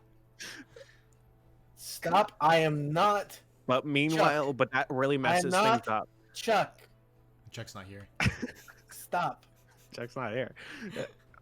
Chuck is not here. They're like, well, okay. I just want you asked what the cliffhanger was. We're trying to explain it to you. I didn't ask what it was. I asked how it happened. Don't answer that question either, especially not now. Well, so you see, when someone loves each other, Don't spoil it. Don't spoil it. I've not watched it yet. Anywho, Well, we don't know either. That's what we want the season 10 premiere to talk about. Teddy Well, I can- rolled Anyway, so a Teddy, 7 plus investigate- 1, so an 8. investigate a mystery. So I get to ask one question. Okay. And I think with what I'm attempting to do about like finding a specific thing that will help me track it, I think what I want to ask is, where did it go? Okay. And specifically, you're doing this in the hopes that you find something that will help you track it further, correct? Yes. Okay, cool. So I think like you see obviously like large footprints in the ground that have been like stomped on here, and you see that they head off in the direction like ahead of you in the campfire. And then you see like, and as you're sort of looking around, you do find like a little bit like a clump of fur that's been like caught on one of those like bushes with like sharp leaves. Yeah. Like I don't know why they exist, but they do. And so you see like a clump of like dark brownish fur, like a small clump in this bush. I think without trying to draw too much attention, I think Teddy will try and pick out as much fur as possible. And trying to decide, I think he'll kind of sidle up to Alex and say, listen, Doc, I think I might have found some leftover hair. I think I can track it with my detector here, but I'm not sure if I want to do it in front of this group that's very excitable and could get in the way. So you want them to go somewhere else? Either that or we go somewhere else. I'm not sure if, now that we have our own way of tracking this thing, don't really know what the reason with staying with these guys is. Mostly to make sure they don't get themselves killed in, Fair. bear trap related accidents. That's true, but they also have their own metal detectors. If they work. That's also true. Yeah, no, yeah. We definitely want to ditch them if we can. Please, as quickly as we possibly can. Yes. Sure, I'm gonna go take a leak, but it should give me an excuse to step away for a couple minutes. Yeah, sure. Wash your hands with hang on here, and he pulls out of his back like a little thing of hand sanitizer and hands it to him. Like, Teddy's gonna pull out his own little identical bottle of hand sanitizer, like great minds, and but he'll go ahead and take yours anyway. As and- Atticus Campbell like walks up and he pulls out his own thing of hand sanitizer, like, wow, this is so crazy. Right. Are we sharing our hand sands? Oh, hand sand.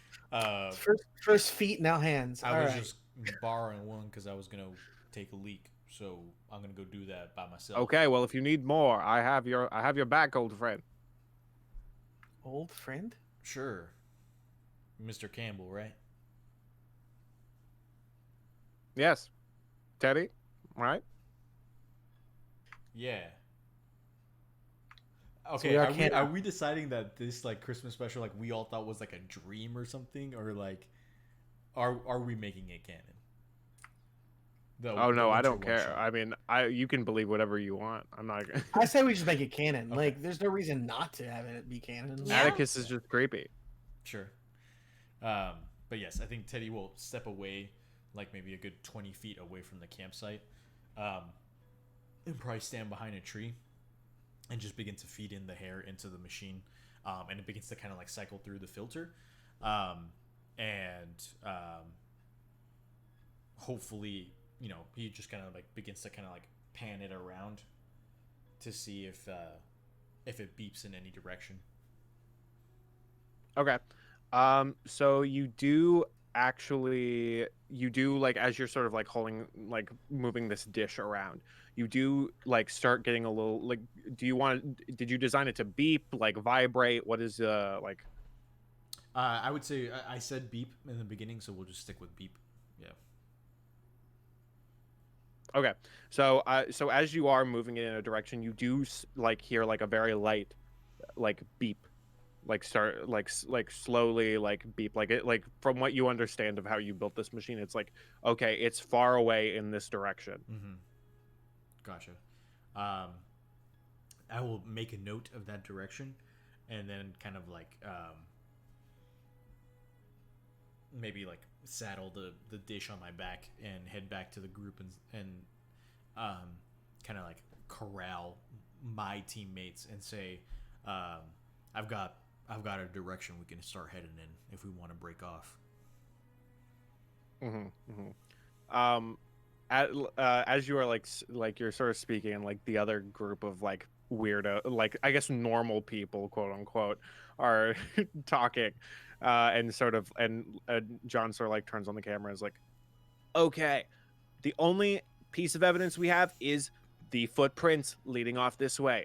We are now about to start our epic expedition to find the big-footed friend that we are so longing to find after 10 years of searching, this time on the season 10 premiere of If the Shoe Fits. It's a very good And voice. Atticus, who's just sort of like standing there like, this is such an interesting show, where can I watch this? And Don't. and one of the civilians is like, well, actually, if you like, you have to go on this website and you have to Stop. buy the video and the CDs for the audio, and sort of that conversation goes on, and so okay, so back to your conversation. I apologize.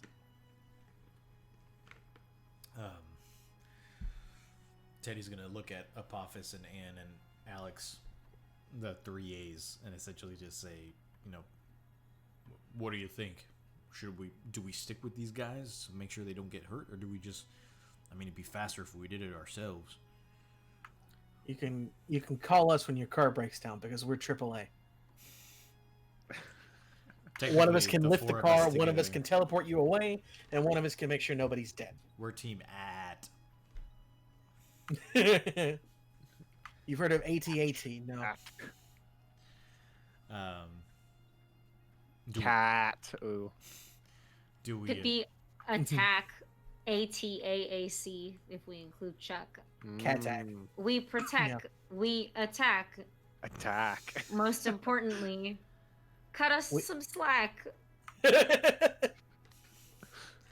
Well,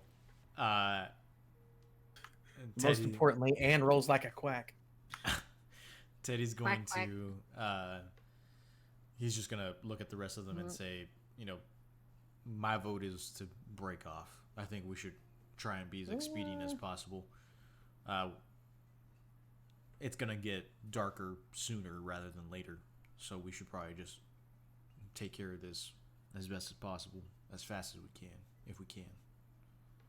I am Oh no! definitely. Oh. Mars. Uh-oh. No. Ah. Mars. Mars. And that's Oh. and that's when Apophis becomes Welcome back. Bigfoot. And I mean, that sounds as good a thing as any. At least they're not trying to kill him. So, if they find Bigfoot before us somehow, they don't seem likely to shoot Bigfoot. Yeah, I don't even think they have any weapons on them. Now, see that because there are bears, right? Like that is. Yeah, I mean, it's California wilderness. They technically they've got a bear on their flag. I know. I'm originally from here. Like, what I mean is that if they have no weapons, there are dangerous animals that could attack them. And Well, I mean, you know, they probably do this all the time, though, right? Like, yeah, and then bears won't necessarily, they're not gonna venture too close unless these asshats go into like one of their like territories or something along those lines. Like, oh most of yeah, the like time, maybe if they think Bigfoot lives in caves. yeah, okay, fair. It is winter. Or trees. That Atticus is true. now standing next to you. Oh god. Sorry, Atticus. This was kind of a private conversation amongst the four of us. I mean, Oh, apologize. know- I'm deeply sorry, friends. in all honesty, I trust He him sort- more and than I he- trust them. And he takes off his top hat and he bows and then he backs up as like he's still bent over and backs actually, up. hold up, Atticus. How comfortable would you? Feel, Hello. how comfortable would you feel sticking with this group and making sure they don't get into too bad of mischief? In all honesty, they're kind of harshing my vibe. But Atticus is nothing but a good sport, and I will be sure to teach these wonderful children the wonders of magic that I can provide them if they hire the Great Disappearo free all weekdays except Saturdays, for that is the day I get sarsaparillas with the boys. Also, another weekday. You said available all weekdays, All weekdays. and then you said except Saturday, but Saturday is the weekend. By that point, yes. You know, never mind. Forget I said anything. Interesting guy. Yeah, you said that a lot. Interesting. Okay. And he takes a bite of his marshmallow that is on the tip of his wand, and he's like, okay. So plan, I will take them in a direction, and you will take you in another direction. Yeah. We'll meet up for lunch tomorrow because lunch is already passed. Sure. Sure. We should probably. I'll give you my number so that you can text us in case something goes wrong. Or call. Okay. He takes the number, or do you hold out a number, or do you just like, or do I you would just probably trade take his numbers phone and, and put it into his phone just because I don't. Okay. I don't- He pulls out a a classic Nokia phone, and hands it to you. Wow. I've got a couple of these, but it's primarily for the casing, not the actual electronics inside. And then I'm just gonna type in my phone number. And I have tried to spend hundreds of years trying to break that thing open. Been really hard. and then I'm gonna hand it back to him. Did He he just takes say the hundreds phone of and puts it years? in his pocket. Obviously excluding Saturdays. The one For day that reasons he I've is already mortal. expressed. Anyway, okay. Atticus Okay, Campbell friends. is actually an abstract concept that is only mortal on Saturdays so that he can get sarsaparilla. Atticus rewards. Campbell is actually friendship itself. Congratulations, guys. You've discovered the mystery. Anyway. Okay. Well, I'll be off. And then he walks towards the group and is like, okay, kids, I think I saw a hairy friend going over there doing taxes. Let's go. And John is like, he does taxes. I didn't know he could do that. And they start, oh my gosh. My throat just got really dry. It just touches me so much. You've been putting it to Being work this Atticus entire Campbell. session. My gosh. Bigfoot doing taxes just hits me. I apologize. It's so beautiful when he It's just law-abiding so beautiful. citizen does their civic duty. So powerful. I am so glad. It's so powerful. Anyway, so Beckham is actually an so IRS Atticus agent. Atticus and the If the Shoe Fits gang head off. The Shoe Fits gang follow the Bigfoot tracks that lead off into the distance, and so they walk that way. Teddy, your scanner is pointing you a little bit off in that direction, not exactly like straightforward where they're going, but like a little bit off to the right or the left. Sorry, no, the right. Sorry. Well, which is it, Direction. man? I don't know. Ah. But Kathy's Scream demo. What are you doing here? yes. So Teddy will continue following the track laid out by the radar, just kind of like scanning Okay. and All right. adjusting. All right. So you guys are like walking in a direction, like holding out a scanner, and just sort of, so you're just sort of, is that just the plan? Just keep walking until the beeping keeps going? I mean, until something changes or we get like a better, Okay. a better track. Something along those lines. Keep it out on the ground, would you? Well, I'm kind of. That'd be two things at once. One of you could though. Okay. So I think I'm going to, I'm gonna ask that as we are walking through, I'm gonna ask whoever is walking like ahead of others to act under pressure to not step into a bear trap. Well, the tracker is also a metal detector too, so wouldn't it have detected the bear trap? Okay. I didn't know if like they were like since you were tracking Bigfoot, like it was doing both at the same time or not. But sure, if you would like, we can just say that is not a problem. I mean, I don't mind rolling for act under pressure, but I was gonna say Alex is keeping an eye out for them anyway, like the bear traps, because he's just like. All right, cool. So yeah, let us continue on then. I will not ask you to act under pressure because I will say that with Alex keeping an eye out and also just having a metal detector, you can avoid the bear traps. You sort of like every now and then. I was gonna ask if I could maybe try and use my engineering move to break the bear traps so that they're not, so that they can't be used. Like they okay. Essentially render them useless. Yeah, you can do that. Like if you come across, like every now and then you're walking and like you hear like a different tone beep from your metal detector, and you look down and you see like a bear trap sort of like hastily covered with leaves.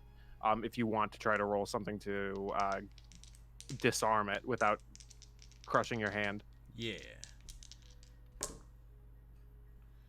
Okay, that's plus sharp 4 plus 5 9 plus 1 is 10. So on a 10 plus, that it's fixed or broken just like you wanted. Just so that y'all know, on a 7 to 9 you need more time to study it. Choose to fix or break it now with unknown side effects, or take more time. On a miss, you do the worst possible thing to the gadget, which usually involves an explosion, but obviously not for these things. But yes, I think Teddy would just kind of like find the actual like spring mechanism and just like disarm it, so that no matter how much you step on it, nothing clamps in any way, shape, or form. Otherwise, like we can just take the trap and kind of like flip it upside down so that the spikes aren't, actually. All right, cool. So you disarm the trap, and as you're sort of like you undo the trap and you like stand up, you feel like you stand up after like undoing the trap, and you hear like the machine start beeping more than it was before. Like it's doing it's still tracking Bigfoot, but it's like the signal is now like it's getting stronger. Like you are not moving, like something is coming towards you.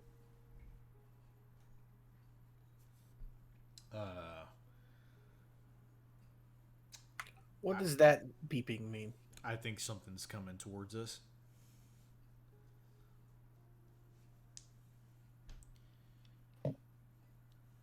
So now, when you say something, I need to make. I know that this sounds ridiculous, but with the things that we face, I have to make sure. When you say something, you mean probably Bigfoot and not some sentient bear trap coming for us. Yes. I mean, the more probable option is Bigfoot. That's saying a lot, honestly. Says the vampire, I Okay. guess. Anyways. Yeah. So are you guys doing anything Break in out the sweets and preparation? the Are you good going to try to cheese, move we're about to have forward a to it, or visitor. are you just going to stay still and wait for it to come to you? I mean, we could try and head it off, but if it's coming to us, we might as well, I don't know, set ourselves up. Not a bad idea. And we know that there's no bear trap here for us to accidentally step in. Yeah. So I think, so let's go ahead and just kind of, I don't know, we don't do defensive maneuvers, but we should probably just get into the best places that we think would be best. And Teddy's just gonna like, I think Teddy will begin to charge his sonic rifle and just kind of stand like at a farther distance. Yeah. Okay, so the three of us will stand in front and Teddy in back. Are Okay. we in a Cool, cool. clearing or are we surrounded by trees? You are surrounded by trees right now. You're in a heavily wooded area. Does anybody want to be in a tree? I hear that's where Bigfoot might live. He might live there. He might also live in He might live there. He might also live in a cave. I think that Anne honestly would climb a tree Mars, I think you're to have a better muted. vantage point. Apophis does definitely does not want to be in a tree because he is very melee based combat. Sure. As is Alex. The reason that Anne would do that is she knows that she could get back down to any of you in like a moment's notice. So she just wants to have a better vantage point. Yeah. Gives Okay. her a tactical So you're sight. so you're getting up high so you can see maybe it coming before the rest of them. Yeah, I would definitely still pick a tree that is close to all my compatriots so they can hear me if I have to like yell something down. Okay. Yes. Actually. Okay. So I'm out of going character, to. also, this is a question for Sel because I kind of missed it. That was Bigfoot hair, right? That's what the keeper led me to believe. Okay, because I mean, it could also be bear fur. Now that I'm thinking on it, and Oh no. imagine if a bear just came barreling out of the woods at us. All right. Anyway, sorry. Also, Okay. as they always do before combat, or combat where they're somewhat prepared for it, Apophis is going to flip off the like disguise thing. Hologram. Yeah. Okay. Cool. So now Apophis is a big snake person. Yep. Congratulations. So as you're all like standing there and waiting, and you for a bit, Teddy, you feel like the signal go off a bit to the left, and then head back right. And when this happens, you hear a scream that is very familiar to some of you if you've heard the demo of a up and coming actress.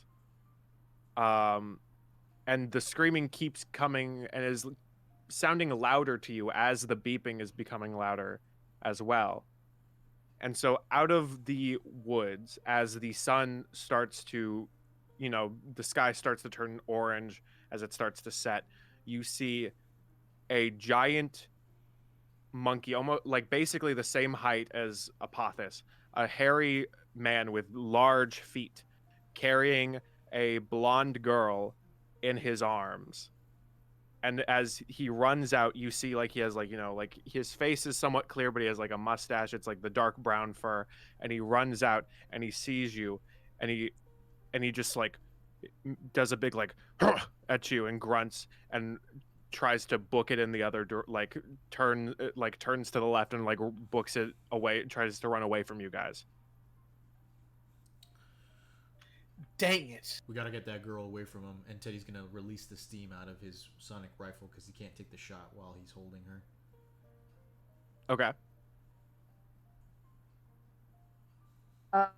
This is going to immediately go in for like to try and like grab Bigfoot from behind, basically. Like Okay. trying not to basically trying to have Bigfoot run past and then Apophis like grabbing him from behind so that he's not in danger of also grabbing Okay, so you're trying Kathy. to like intercept him. Yeah, basically. Because he basically like he came up to you and was like, oops, going that way. And so like you're just trying to go like no and like intercept Yeah, him. basically. Okay, cool. Perfect. I guess I will ask you to act under pressure to try to reach him. All right. 5 and a 6 is 11 plus 1 is 12. Nice. Absolutely perfect. So you go up and you instantly and you Apophis, you see this giant monkey man run up and try to book it the other way. Apophis, you instantly get into like the stance of like an Olympic runner and just start like booking it towards the giant monkey, and this giant snake man wraps his arms around the Bigfoot and tries to hold him down. You now have Bigfoot kind of squirming and screaming in your arms. What do you do? Has he dropped Kathy? Or is he like He is like holding on. Basically, it's like a weird like conga hug or whatever. Like you're you're holding on to him. He's holding on to her. So you know. So technically, you have both of them in your hands. Okay. Apophis is going to try and punch Bigfoot's face to try and get him to drop Kathy. Inspired. That's a good quote. Yes. Okay. Let's kick some ass.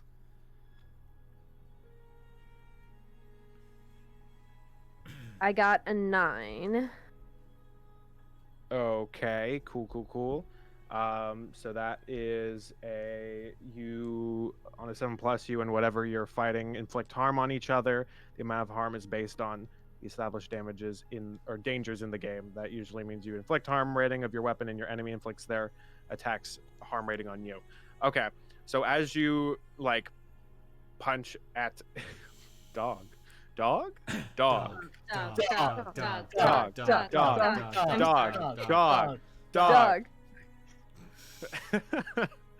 Okay, so you how much harm does your fist do, or what you're trying to hurt him with? Yeah. Fist is 3 harm, hand magic, I believe. Let me double check the tags. Okay. But I know it's 3 harm. Okay, cool. Yeah, 3 harm, hand magic. Okay, so as you're like punching him, he like kicks you back and does 3 damage to you, or 3 harm to you. And so you're kind of like struggling and trading blows. Is everyone else just sort of standing back and watching these two giant people do a little wrestle match? I think Alex is going to try and find a way in, essentially, to try and get it. So, may I read a bad situation? Perfect. Also, I'm assuming for harm, it does not ignore armor. No, it does not ignore armor. Okay, let's see. So that is a 9 total for me. Okay. Is it? Hang on. Yeah, a 9 total for me. So I can Okay, ask hold one. 1. What's the best way to protect the victims? Okay, the best way to protect the victims is an interesting question, because on one hand you I have was asking, yeah. Well, yes, it's very interesting. It's a layered question. So, one hand you have giant monkey. It doesn't look like he is actively harming Kathy in his arms. Like he's not like crushing her, but he's just trying to hold on to her. And so if you wanted to get her away from the danger of Bigfoot, you would have to try to release his arms, and you could do that in a multitude of ways. But if you mess up, you have the problem of you could hit Kathy, or you could have him accidentally squeeze a little too tight, and you don't know how strong this monkey man is, but it's probably not good. And then obviously, if you want to keep going with the idea that Bigfoot is a victim in this situation, you got to get him away from the big snake that is strangling him. So if you want to keep going with Bigfoot is innocent, you could go that route too.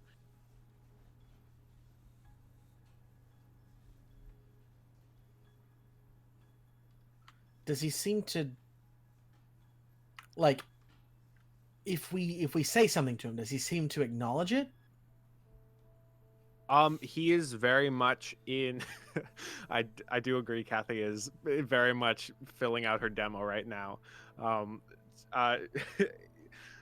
He is very much in the sense of like he is like panicked. So if he does understand English, he's not showing it. He's just sort of trying to get away. Right, panicked, you say? Yes. Panicked, you say? Panicked. He shouts up into a tree. Or he may or may not live. I'm assuming what Alex is trying to invoke is for Anne to calm him down with her very gentle, soothing voice. The pain of your existence. Yeah, I get it, Alex. Hey, so...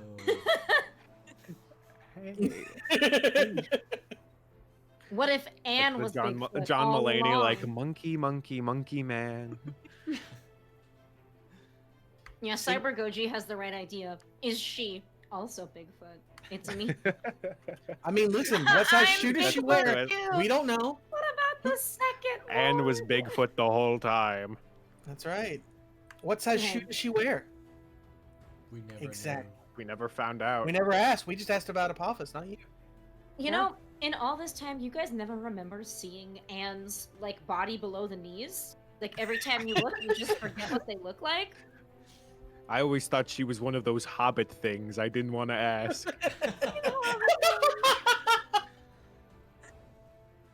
This is also Anne just- is taller than all of you. This is also Masha trying to get past the show us your foot discourse. Please get me out of show me your feet discourse. Listen, No. we're on Welcome. the internet. Like, just Welcome to Turntables RPG. Show us your feet. listen, if we get big on Twitch, there's just gonna be people asking for that for real. So like, just you know. Hey guys, can you please bring back my favorite character, Sir Bartholomew Beckham? He was really into feet. Oh man. Quentin Tarantino has so- entered the chat. Oh my god. This episode or this series is actually directed by him. Chris Yeah. Wright. This that's episode, directed. it was Sponsored by co-produced Foot by the Locker. guy who made iCarly. I'm and sorry? Victorious. Oh yeah, no, the guy's extra creepy. He- Look it up sometime. He had a big feet thing. Yeah, I'm sorry we've gotten on this tangent. I they're could have bigger on the gone inside. the rest of my life Producer. without knowing that the producer currently had a thing. But you guys, Or not produced. He might have been produced. I think he was the director. I don't know. Directed by He's that's like- so he's much like- worse. Yeah, that's Quentin what, I don't think. Tarantino. If you But no, it was- because if you watch like the episode, like because there's compilations of it on YouTube, because he would constantly like do scenarios where they So- would weirdly be doing gross things with their feet. Guys, so Anyway, guys, Uh, guys. yeah, because Oh it my was gosh. So it was Anna is up in that's the like- tree, It was the Nintendo and she guy, or hears Nintendo, Alex Nickelodeon guy, and saying Nickelodeon had a big foot that- as their thing once. Remember? yes, I think it yeah. was like- All right, we broke Masha. We can stop. Jesus. All right, we can stop now.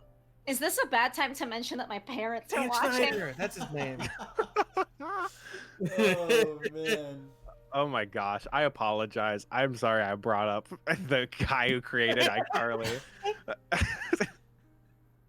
All right.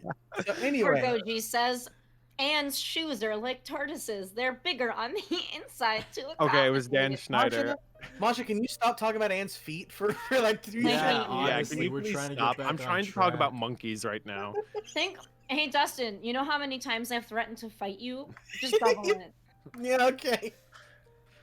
Oh my gosh. Okay, so Anne, are you going to go in to try to soothe the monkey? I think Anne is dissociating. Okay. Not a big monkey. No. Oh, Anne, I am glad that this is the last episode of 2020. are you? It's just. And we're I'm not.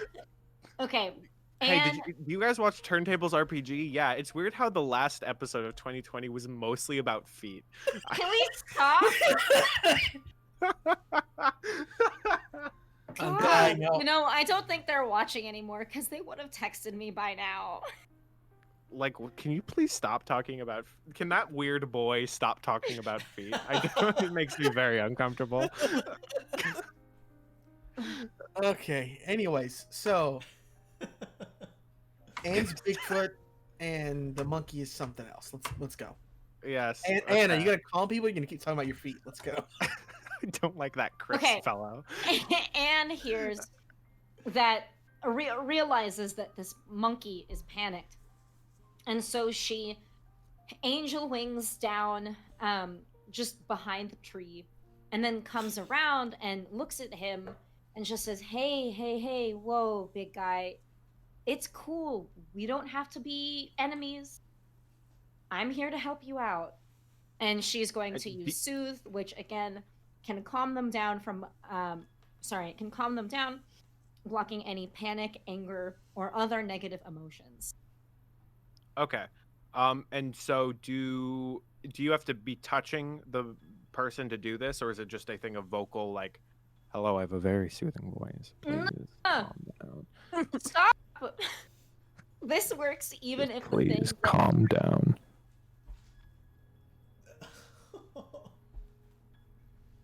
This works even if the thing that freaked them out is still present, as long as your voice can be heard. Okay, perfect. Cool. So you soothe the Bigfoot. Your words enter the Bigfoot's, and his grip doesn't like lessen on the girl, but he just sort of like he stops fighting against Apophis. And then Anne will shout over. Anne shouts over to Apophis, hey, we can solve this a different way. Apophis is going to stop, like, once he realizes that Anne is trying to non-violently solve this issue, he's gonna be like, fine, and stop punching the man. I guess. Does soothe like have a time limit, or is it just like in debt, like? Well, you see. No, I'm not doing that. Well, you see, Atticus Campbell here. Once Oh, you have he's attacked Gorilla, you can never truly be mad again. I think that as long as my voice can be heard, it works. I mean, it doesn't. Okay. Oh, it says when you talk. It doesn't specify. It doesn't specify a time limit. So I think that I would probably just keep talking, and try to keep them calm for as long as possible. Okay, time to do my monkey impression. And so he's just sort of lying there and going like, and he's just sort of like doing that. I don't want to do that repeatedly because people got very mad at my ASMR. Come on. Oh, okay, here, I'll turn up the volume. No. What have you done? You did this.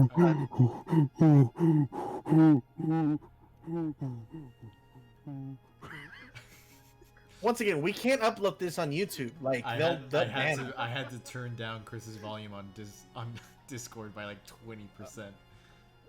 Oh my gosh. Anyway, so he's like breathing heavy, but he's like calm. You know, he's like calming down. Yes. All right, let's put the girl down. Yes.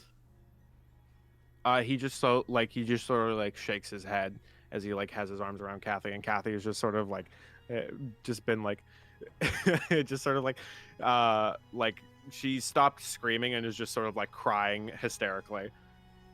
Why are we not putting the girl down?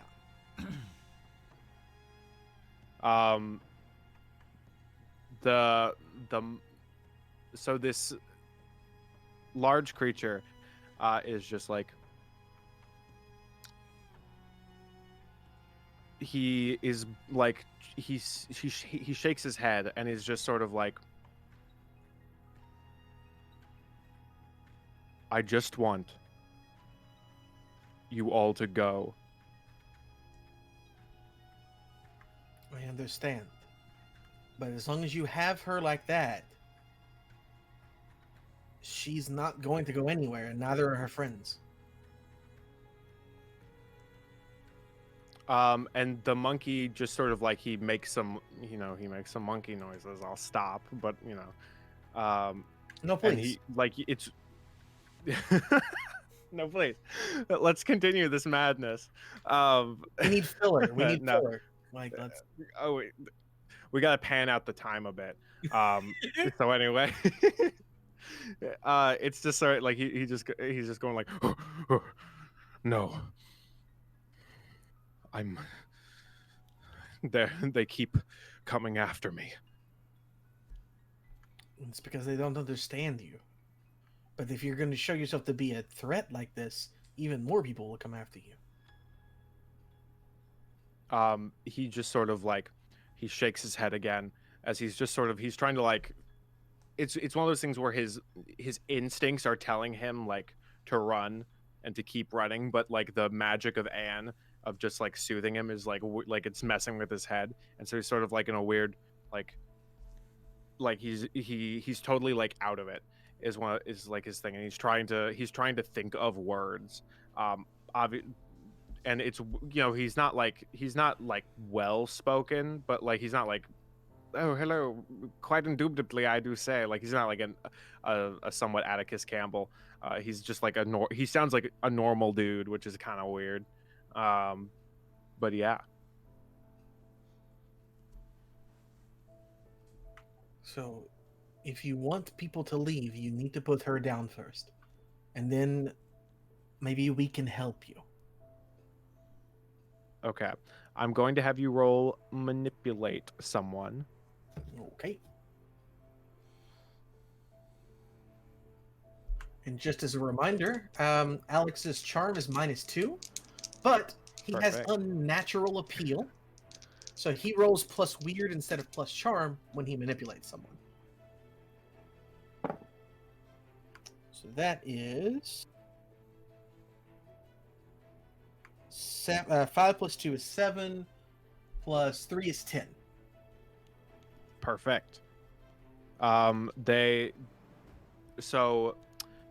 Bigfoot kind of, he looses his arms, and Kathy like wiggles down and just bolts away and is screaming all the way down. If you would like, I can mimic the scream, but I Please, feel like yes, please. that might be too much. Our No, immersion, just, Chris. we It's need not a little our bit more immersion. Kathy. Just a little bit more Kathy. Okay. Just a little bit more. Okay. A little bit more Kathy. I mean, I'm so nervous. I'm so nervous. I don't. I really need this role. So I'm sorry. Okay. So she gets down and she's like, ah! Okay. Parents are gonna be mad at me. Well, that's okay. That's you did it. You nailed the part. Thank you. We'll call you. Thank you. We'll call you. Dang, you really did that to me.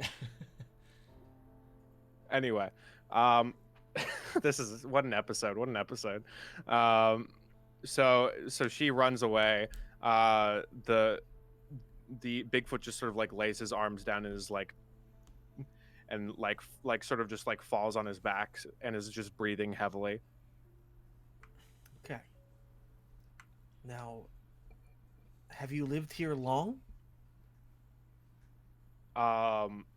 He sort of breathes and is like, I don't remember. You don't remember. What do you remember? I remember waking up in a cave, and then people were chasing me. What people? They were wearing masks. What's your name? I don't know. How long have you been here? I don't know. And he just sort of stares off into the sky. He looks very depressed. Where do you sleep? Where? I mean, I've been sleeping in the cave. The cave that you woke up in. Yes. It just feels, it just feels normal. Could you take us? Could you take us there? Maybe. We want to help you, and by going there, maybe we can find out where you came from and help you go home.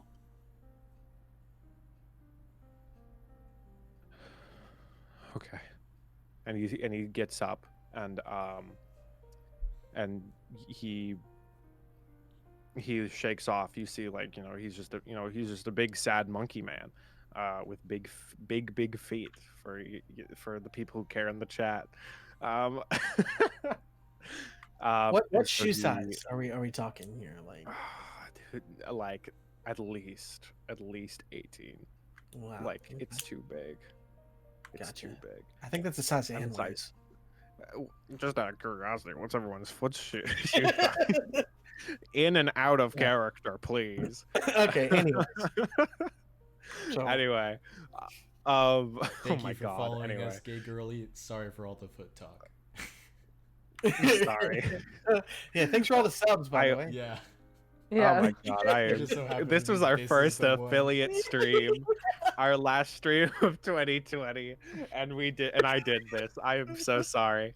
Oh my gosh. Listen, Anyway. I've only made it worse. So if anything, it's your fault. I was gonna say you Oh, might okay. be the organizer, but we're all complacent in this crime. It's We true. are. Yes, you all haven't. No one's stopped me yet, and that's the I've worst crime of tried. all. It's too hard. Oh my gosh. Oh my god. Anyway, so Okay. do we let the big man lead us to his man cave? Yes. Yes. Okay. When you put it So like as that. you walk. Okay. Yes, let's go. As you walk, it is slowly, you see like the sun sets. It is now nighttime. As you like walk across, you get to this like little river cliff with like a rickety bridge that leads forward, and you kind of like walk over it like slowly. It really strains under Apophis and Bigfoot. That like this would have been you think like, okay, if this could have been a problem if we were like running over it, but since we can take our time now that we have Bigfoot, and you walk over it, and he leads you to this like little opening on this hill, and that leads down into the earth, and you all walk down. It smells of like, if you've ever been in a cave, it smells of like wet stone or your classic cave vibes, if you get what I'm saying. And so you get down there. There's a large sheet, like a normal sheet, on the floor, like a blanket, that has been laid on the floor, and it seems very dirty. And he motions to it and is like, "This is where I sleep."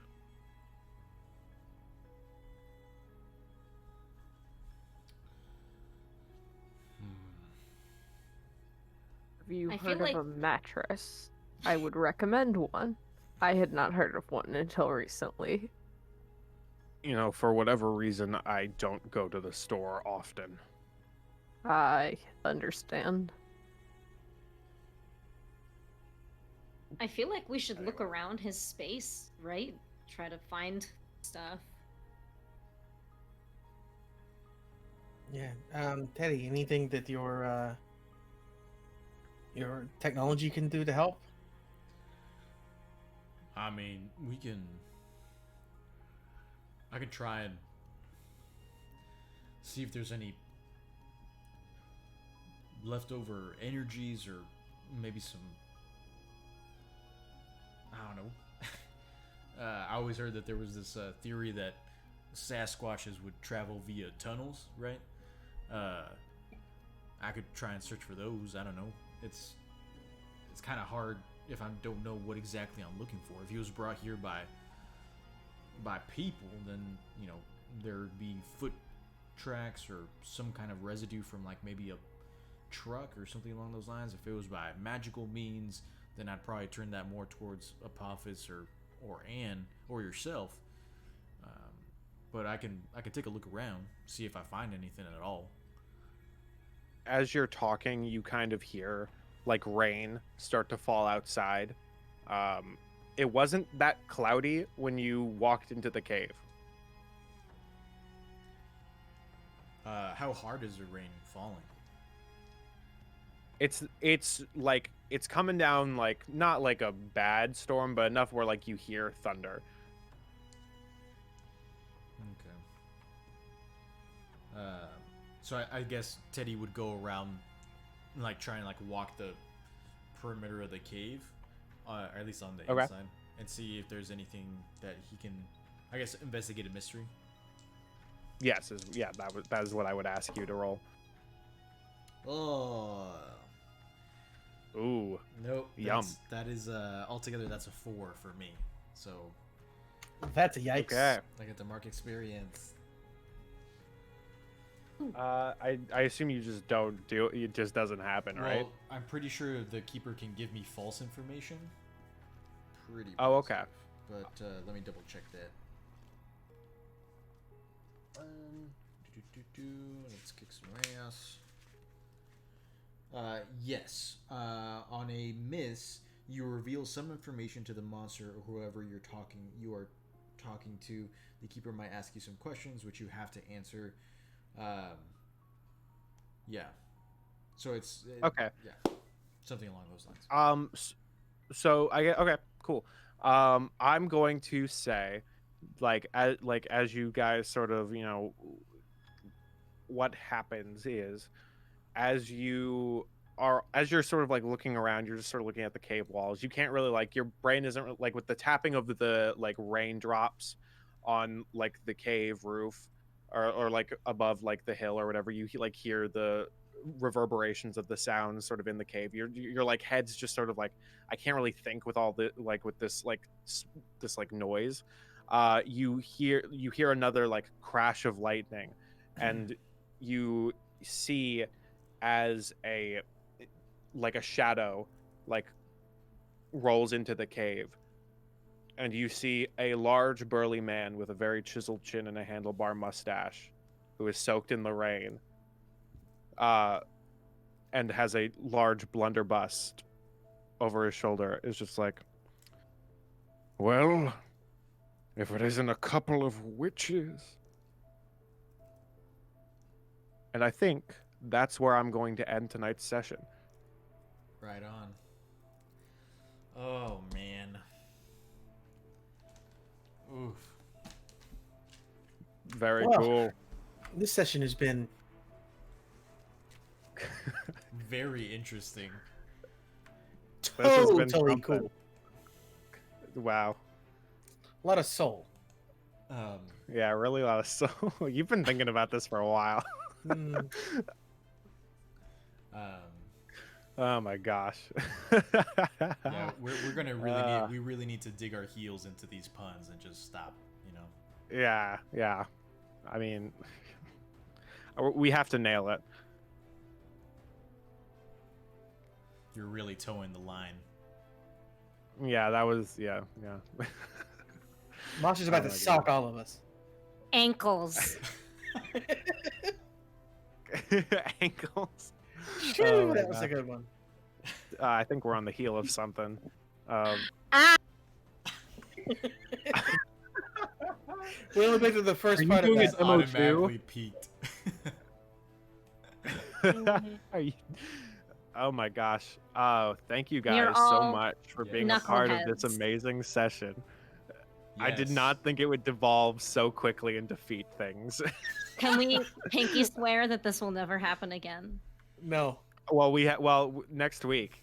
Yeah, there's at least another episode of this. Well, you have more There's at than least 2 another one. pinkies. There are other pinkies. Are you ones like on- gonna the chop off our ones on your pinkies? Is feet. that what we're saying? No, you got it was Pinky supposed to be a toe. pun. Pinky toe. Oh, What? Oh, okay. I don't know. Why are you bringing up feet I don't all know the about time, that one. Matcha? Yeah, I don't know why you're so into feet. Well, Oh my gosh. Okay, Thank you no. all for thank joining. you, everyone. Thank- That was a bit much. I think. Yeah, thank you, everyone, for Do we want to watching. talk about the questions? Oh yeah, do we want to do Oh, that Oh, in yeah. this session? Yeah. I also Okay. just to Oh my God. let everyone know we are going to try and do a raid at the end of this stream. Yes. So please stick around. But we're going to fill out our end of session questions to see if any of us level up, and then we'll probably move forward with that raid right after that. So thank Yeah, you. we'll raid over to Zeldathon, and I suddenly regret talking about feet for 4 hours. However, Oh my gosh. it's also a running joke over there because No. we get put on the front I'm page, so glad. which is how I know if we get popular, there will be actual people showing up and asking for that. Why do So- people? Why you could just Google foot Yeah. and just get everything you ever wanted. Yeah. You could just So- watch a season of iCarly and get all you need. I don't know why So, yeah. you're here. So like people will say, "Let's go feet," and stuff like. Anyways, I think that may be why I just rolled so easily into the Oh joke. my god. Oh my gosh. This was great. Thank you guys for being such a good So the sport. question. The end of Yes. session questions. Did Masha they probably conclude- won't be joining us next week. It'll be sad. It's Masha's Um, pudding. You did not. I mean, you discovered Bigfoot, but I don't think that concludes the mystery. No. I mean, what was the did mystery? they say- Was what's up with Bigfoot? We found I mean, if you- Bigfoot, and he has depression. He's just depressed. He's That's facing all you the need to current know. housing crisis in the United States. Like, very topical. He is homeless. Okay, next. The question was if he lives in a cave or the tree, and we found out the cave. Anyway. Did we save someone from certain death or worse? No. Yes. What Kathy? he would have done to Kathy, we don't know. Maybe living with a monkey would have been worse than death. I guess I feel like that counts. I feel like it counts. Yeah. Okay. You could also argue that like you stopping Bartholomew for as long as you did save Bigfoot from death yeah. right then. Teddy disarming that bear trap. Oh yeah. That's Yes, someone could have stepped on that bear trap. Okay, perfect. I'd say that counts. Okay. Did we learn something new and important about the world? Bigfoot is Real. real? Question mark. And he Uh, lives in a You learned cave. a lot about If the Shoe Fits, the hit TV show. We learned that people Yeah. call themselves feetsies on purpose. In It public. should be a crime. I'm so Yes, glad. I'm so happy with what I could add to the world we've all created Them all in together. Jail. Oh yeah. Don't worry about it. From now on, every one of my mysteries is gonna have feetsies in it. Just Oh my Oh god. my god. yeah. Someone's wearing a If the Shoe Fits shirt. Did we learn something new and important about one of the hunters? I'm unsure. I don't think so. Nothing stands out I don't necessarily to think me. in character. Like I think Dustin, you Definitely spoke a little bit about like how We talked a lot the about warlock foot blood size. is like Well, the warlock blood is like mutating Alex, but we don't know that in character, right? right. Yeah. Yes, correct. Because he's not talking about it. No one's asked him, and he would probably be aloof even if someone did. Sure. Because he's. But yeah, like something is going on, but you guys don't know that in character yet. We learned that Anne is willing to schmooze terrible people. Oh my gosh, Doesn't what a scene. count, What a though. scene I indeed. mean, I don't know. but Yeah, I feel like we just get one mark today. I Sounds feel like yeah, that's what which this session it's the same as deserved. 2 marks anyway. Which actually, with the 2 experience that I have from the winter one shot, that actually levels me up. Nice. Yeah. Okay, very exciting. I need to think. So wait. So we got. So I need to. How do I level up Chuck? How does that work?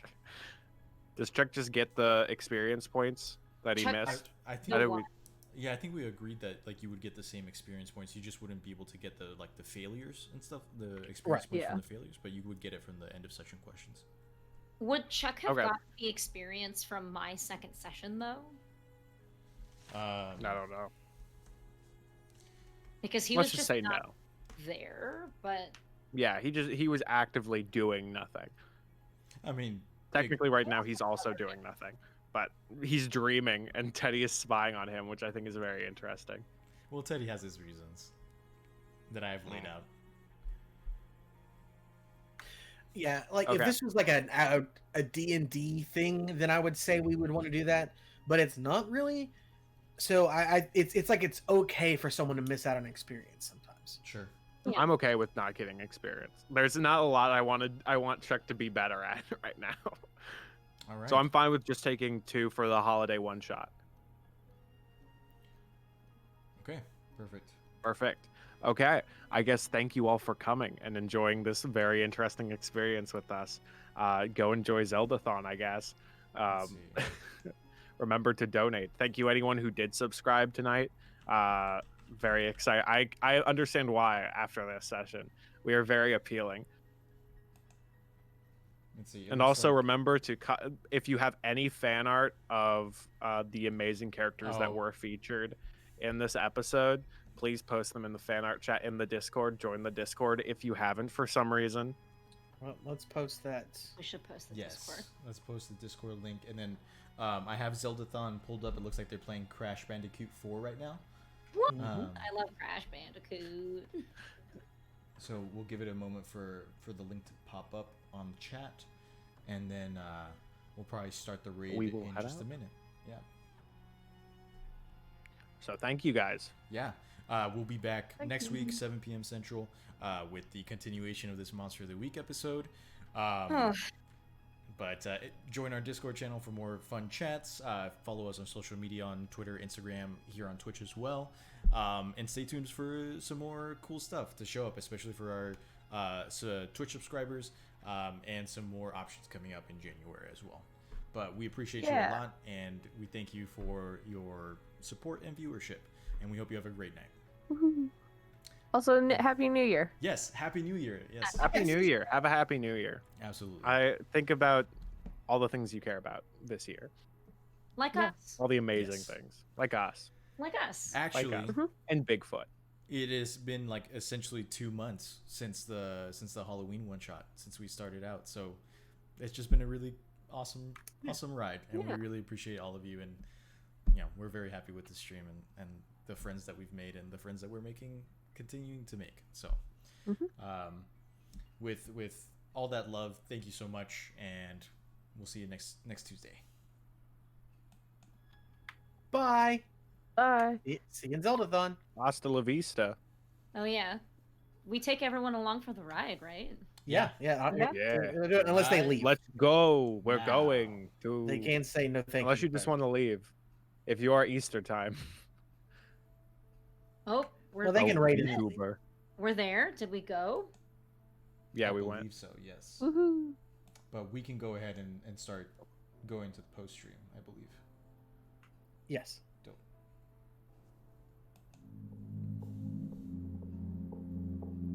Very. How did